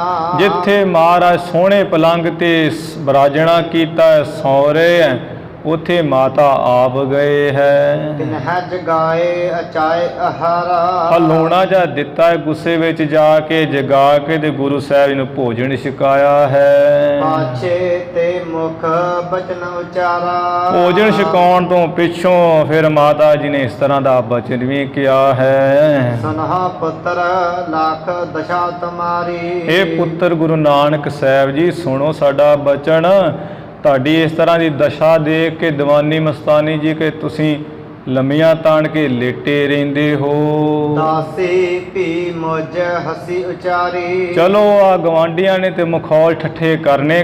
ਅੱਜ ਦਾਸੀ ਜਿਹੜੀ ਉਹਨੇ ਮੇਰੇ ਉੱਪਰ ਹਾਸੀ ਜੀ ਕਰਕੇ ਗੱਲ ਕਹੀ ਹੈ, ਮਖੌਲ ਕਰਦੀ ਹੈ। ਕਹਿ ਕੀ ਕਰਹਿ ਜਹਾਜ਼ ਲੰਘਾਵਨਾ। ਮੈਂ ਕਿਹਾ ਸੀ ਵੀ ਉਹਨਾਂ ਨੂੰ ਬੁਲਾ ਕੇ ਲਿਆਓ, ਗਰਮ ਗਰਮ ਭੋਜਨ ਛਕ ਲੈਣ। ਉਹ ਅੱਗੋਂ ਕਹਿੰਦੀ ਹੈ ਵੀ ਗੁਰੂ ਨਾਨਕ ਸਾਹਿਬ ਤੇ ਮਾਨਸੁਖ ਸ਼ਾਹ ਦਾ ਜਹਾਜ਼ ਪਾਰ ਲੰਘਾਉਣ ਗਏ ਹੋਏ ਐ। ਨਹਿ ਯਾਤੀ ਮੈਂ ਕਰੋ ਜਗਾਵਨਾ। ਇਸੇ ਕਰਕੇ ਮੈਂ ਉਹਨਾਂ ਨੂੰ ਜਗਾਉਣਾ ਨਹੀਂ ਕਰ ਰਹੀ। ਜਦੋਂ ਉਹ ਜਹਾਜ਼ ਪਾਰ ਲੰਘਾ ਦੇਣਗੇ ਫਿਰ ਮੈਂ ਜਗਾਵਾਂਗੀ। ਮਾਤ ਬਚਨ ਸੁਨ ਕਰ ਜਗ ਸੁਆਮੀ। ਇਸ ਤਰ੍ਹਾਂ ਮਾਤਾ ਜੀ ਦੇ ਬਚਨ ਸੁਣ ਕੇ ਜੋ ਜਗਤ ਦੇ ਮਾਲਕ ਹੈ ਗੁਰੂ ਨਾਨਕ ਸਾਹਿਬ, ਬੋਲੇ ਮੁਖ ਤੇ ਅੰਤਰ ਜਾਮੀ। ਅੰਤਰਜਾਮੀ ਸਤਿਗੁਰੂ ਜੀ ਆਪਣੇ ਸੋਹਣੇ ਮੁਖ ਤੋਂ ਬੋਲੇ ਹੈ। ਕਮਲੀ ਚਮਲੀ ਕੇ ਬਚ ਐਸੇ। ਗੁਰੂ ਸਾਹਿਬ ਜੀ ਜਾਣ ਗਏ ਵੀ ਗੱਲ ਤੇ ਉਹ ਤੁਲਸਾ ਦਾਸੀ ਠੀਕ ਹੀ ਕਹਿ ਰਹੀ ਹੈ, ਤੇ ਪਰ ਵੀ ਮਾਤਾ ਵੱਲੋਂ ਪਰਦਾ ਰੱਖਣ ਵਾਸਤੇ ਕਹਿੰਦੇ ਮਾਤਾ ਜੀ ਜੋ ਇਹ ਸਾਡੀ ਦਾਸੀ ਨਾ ਕਮਲੀ ਚਮਲੀ ਹੈ, ਇਹਦੇ ਬਚਨ ਵੀ ਆ ਦੀਵਾਨੇ ਮਸਤਾਨੇ ਹੀ ਹੈ। ਇਸ ਕੇ ਕਹੇ ਨਾ ਮਾਨਹੁ ਕੈਸੇ। ਇਹਦਾ ਕਹਿਆ ਹੋਇਆ ਤੁਸੀਂ ਕਿਸੇ ਤਰ੍ਹਾਂ ਵੀ ਨਾ ਮੰਨੋ ਵੀ ਇਹ ਕੀ ਕਹਿੰਦੀ ਹੈ, ਗੌਰੀ ਨਾ ਕਰਿਆ ਕਰੋ। ਅਸ ਕਹਿ ਕਰ ਗਮਨੇ ਉਦਿਆਨਾ। ਇਸ ਤਰ੍ਹਾਂ ਕਹਿ ਕਰਕੇ ਮਹਾਰਾਜ ਤੇ ਬਾਹਰ ਤਲਵੰਡੀ ਨਗਰ ਤੋਂ ਜੰਗਲਾਂ ਵਿੱਚ ਚਲੇ ਗਏ ਹੈ। ਵੈਸੇ ਜਾਏ ਇਕਾਂਤ ਸਥਾਨਾ। ਮੌਜ ਵਿੱਚ ਆ ਕੇ ਜਿੱਥੇ ਇਕਾਂਤ ਦਾ ਸਥਾਨ ਹੈ, ਇਕੱਲੇ ਜਾ ਕੇ ਬੈਠੇ ਹੈ। ਸੋ ਦਾਸੀ ਬਚ ਕਹਿਨੇ ਕਰਕੇ। ਉਹ ਦਾਸੀ ਨੂੰ ਇਹ ਬਚਨ ਕਹਿਣੇ ਕਰਕੇ ਵੀ ਤੇ ਕਮਲੀ ਚਮਲੀ ਹੈ, ਦੀਵਾਨੀਆਂ ਮਸਤਾਨੀਆਂ ਕਰਦੀ ਹੈ। ਪੀ ਕਮਲੀ ਸੁਧ ਗਈ ਬਿਸਰ ਕੇ। ਉਹ ਤੁਲਸਾ ਦਾਸੀ ਦੀ ਜਿਹੜੀ ਸੁੱਧ ਬੁੱਧ ਹੈ ਤੇ ਭੁੱਲ ਗਈ ਹੈ, ਚਲੀ ਗਈ ਹੈ ਸਰੀਰ ਦੀ ਬਾਹਰੀ ਤੇ ਕਮਲੀ ਹੋ ਗਈ ਹੈ। ਉਹ ਇਹ ਨਹੀਂ ਕਮਲੀ ਹੋ ਗਈ ਵੀ ਅੰਦਰੋਂ ਬਾਹਰੋਂ ਕਮਲੀ ਹੋ ਗਈ ਹੈ। ਉਹ ਤੇ ਤੁਲਸਾ ਦਾਸੀ ਦੀ ਜਿਹੜੀ ਅੰਦਰਲੀ ਸੁੱਧ ਹੈ ਉਹ ਉਸੇ ਤਰ੍ਹਾਂ ਨਾਮ ਰਸ ਵਿੱਚ ਭਿੱਜੀ ਹੋਈ ਹੈ, ਅੰਤਰਮੁਖ ਬਿਰਤੀ ਹੈ। ਜਿਹੜੀ ਬਾਹਰਲੀ ਸੁੱਧ ਹੈ ਉਹ ਉਹਨੂੰ ਭੁੱਲ ਗਈ ਹੈ, ਕਿਉਂਕਿ ਮਹਾਰਾਜ ਜੀ ਨੇ ਜਾਣ ਲਿਆ ਵੀ ਇਸ ਸਾਰੇ ਨੂੰ ਸੁੱਧ ਬੁੱਧ ਹੋ ਗਈ ਹੈ। ਇਹ ਕੱਲ੍ਹ ਨੂੰ ਅਸੀਂ ਹੋਰ ਕੋਈ ਕੌਤਕ ਕਰਾਂਗੇ, ਇਹ ਮਾਤਾ ਪਿਤਾ ਜੀ ਨੂੰ ਵੀ ਦੱਸੇਗੀ ਵੀ ਫਲਾਣਾ ਕੰਮ ਕਰ ਰਹੇ ਹੈ। ਇਸ ਕਰਕੇ ਗੁਰੂ ਸਾਹਿਬ ਜੀ ਨੇ ਉਹ ਬਚਨ ਨਾਲ ਜਿਹੜੀ ਬਾਹਰਲੀ ਸੁੱਧ ਭੁਲਾ ਦਿੱਤੀ ਹੈ, ਉਹ ਮਸਤਾਨਿਆਂ ਵਾਲੀ ਕਰ ਦਿੱਤੀ ਹੈ।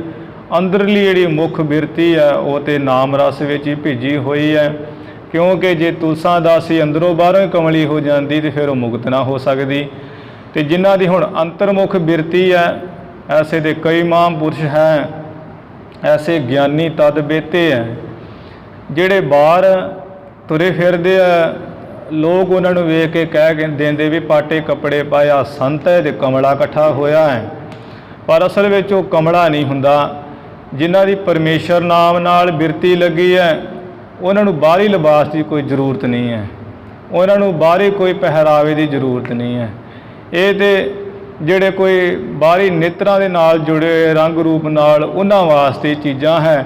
ਉਹ ਮਹਾਂਪੁਰਸ਼ ਕਈ ਨੰਗੇਜ ਰਹਿੰਦੇ ਆ ਤੇ ਉਹਨਾਂ ਦੀ ਜਿਹੜੀ ਨੰਗ ਅਵਸਥਾ ਹੈ ਉਹਨੂੰ ਵੇਖ ਕੇ ਕਈ ਸ਼ੰਕੇ ਕਰ ਲੈਂਦੇ ਆ। ਇਸੇ ਤਰ੍ਹਾਂ ਜਿਹੜੀ ਇਹ ਦਾਸੀ ਤੁਲਸਾ ਹੈ ਇਹਦੀ ਅੰਤਰਮੁਖ ਬਿਰਤੀ ਉਹ ਪੂਰੀ ਦੀ ਪੂਰੀ ਹੈ, ਪਰ ਬਾਹਰਲੀ ਜਿਹੜੀ ਅਵਸਥਾ ਹੈ ਉਹ ਇਹਦੀ ਕਮਲਿਆਂ ਵਾਂਗ ਦਿਸ ਰਹੀ ਹੈ। ਜਿਵੇਂ ਭਾਂਡਾ ਛੋਟਾ ਹੋਵੇ ਉਹਦੇ ਵਿੱਚ ਵਸਤੂ ਭਾਰੀ ਪੈ ਜੇ ਬਹੁਤੀ, ਉਹ ਫਿਰ ਉਛਲ ਪੈਂਦਾ, ਭਾਂਡਾ ਉਹਦੇ ਵਿੱਚ ਟਿਕਦੀ ਨਹੀਂ ਹੈ। ਇਸੇ ਤਰ੍ਹਾਂ ਹੀ ਜਿਹੜੀ ਤੁਲਸਾ ਦਾਸੀ ਦਾ ਸਰੀਰ ਰੂਪੀ ਭਾਂਡਾ ਤੇ ਛੋਟਾ ਹੈ, ਗੁਰੂ ਮਹਾਰਾਜ ਜਿਹੜੀ ਸ਼ਕਤੀਆਂ ਉਹ ਮਹਾਨ ਹੈ, ਉਹ ਅਜਰ ਨੂੰ ਜਰ ਨਹੀਂ ਸਕੀ ਹੈ, ਜਿਹਦੇ ਕਰਕੇ ਇਹੋ ਜਿਹੀ ਅਵਸਥਾ ਫਿਰ ਮਹਾਰਾਜ ਨੇ ਬਖਸ਼ ਦਿੱਤੀ ਹੈ ਤਾਂ ਜੋ ਇਹ ਸਾਡਾ ਅਗਲਾ ਆਉਣ ਵਾਲਾ ਕੋਈ ਕੌਤ ਕੇ ਜਾਣ ਨਾ ਸਕੇ। ਜੀਵਤ ਰਹੀ ਜਗਤ ਮਹਿ ਜਾਵਦ। ਭਾਈ ਬਾਲਾ ਜੀ ਤਥਾ ਭਾਈ ਸੰਤੋਖ ਸਿੰਘ ਜੀ ਕਹਿੰਦੇ ਆ ਕਿ ਜਿੰਨਾ ਚਿਰ ਤੱਕ ਇਹ ਤੁਲਸਾ ਦਾਸੀ ਸੰਸਾਰ ਵਿੱਚ ਜਿੰਦੀ ਰਹੀ ਹੈ, ਨਹਿ ਆਈ ਸੁਧ ਤਿਹ ਕੋ ਤਾਵਦ। ਪਦ ਤੱਕ ਇਹਨੂੰ ਸਰੀਰ ਦੀ ਬਾਹਰੀ ਸੁੱਧ ਨਹੀਂ ਆਈ, ਉਂਝ ਅੰਦਰੋਂ ਗਿਆਨ ਦੀ ਬਿਰਤੀ, ਅੰਤਰਮੁਖ ਬਿਰਤੀ ਨਾਮ ਰਸ ਵਾਲੀ। ਜਬ ਹੀ ਤਿਆਗਿਓ ਭੂਤਕ ਦੇਹਾ। ਜਦੋਂ ਹੀ ਇਸ ਤੁਲਸਾ ਦਾਸੀ ਨੇ ਆਪਣਾ ਜਿਹੜਾ ਪੰਜ ਭੂਤ ਕੇ ਸਰੀਰ ਤਿਆਗਿਆ ਹੈ, ਭਈ ਮੁਕਤ ਗਵਨੀ ਹਰ ਗ੍ਰਹਿਆ। ਉਸ ਵਕਤ ਇਹ ਮੁਕਤ ਹੋ ਗਈ ਹੈ ਤੇ ਹਰੀ ਪਰਮੇਸ਼ਰ ਦਾ ਜਿਹੜਾ ਘਰ ਹੈ, ਸੱਚਖੰਡ ਵਸੈ ਨਿਰੰਕਾਰ।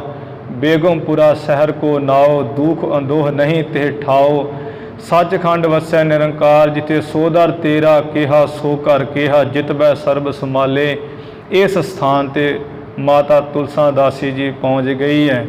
ਇੱਥੋਂ ਇਹ ਗੱਲ ਸਿੱਧ ਹੈ ਵੀ ਮਹਾਰਾਜ ਜੀ ਦੇ ਬਚਨ, ਕਿਉਂਕਿ ਬਹੁਤੇ ਪ੍ਰਚਾਰਕ ਕਹਿ ਦਿੰਦੇ ਵੀ ਗੁਰੂ ਸਾਹਿਬ ਜੀ ਦੇ ਕਦੀ ਕਿਸੇ ਨੇ ਐਵੇਂ ਕਹਿੰਦੇ ਨਹੀਂ ਸਨ ਵੀ ਉਹ ਕਮਲਾ ਹੀ ਹੋ ਕੇ ਬਹਿ ਜੇ, ਫਿਰ ਸੇਵਾ ਕੀਤੇ ਦਾ ਕੀ ਫਾਇਦਾ।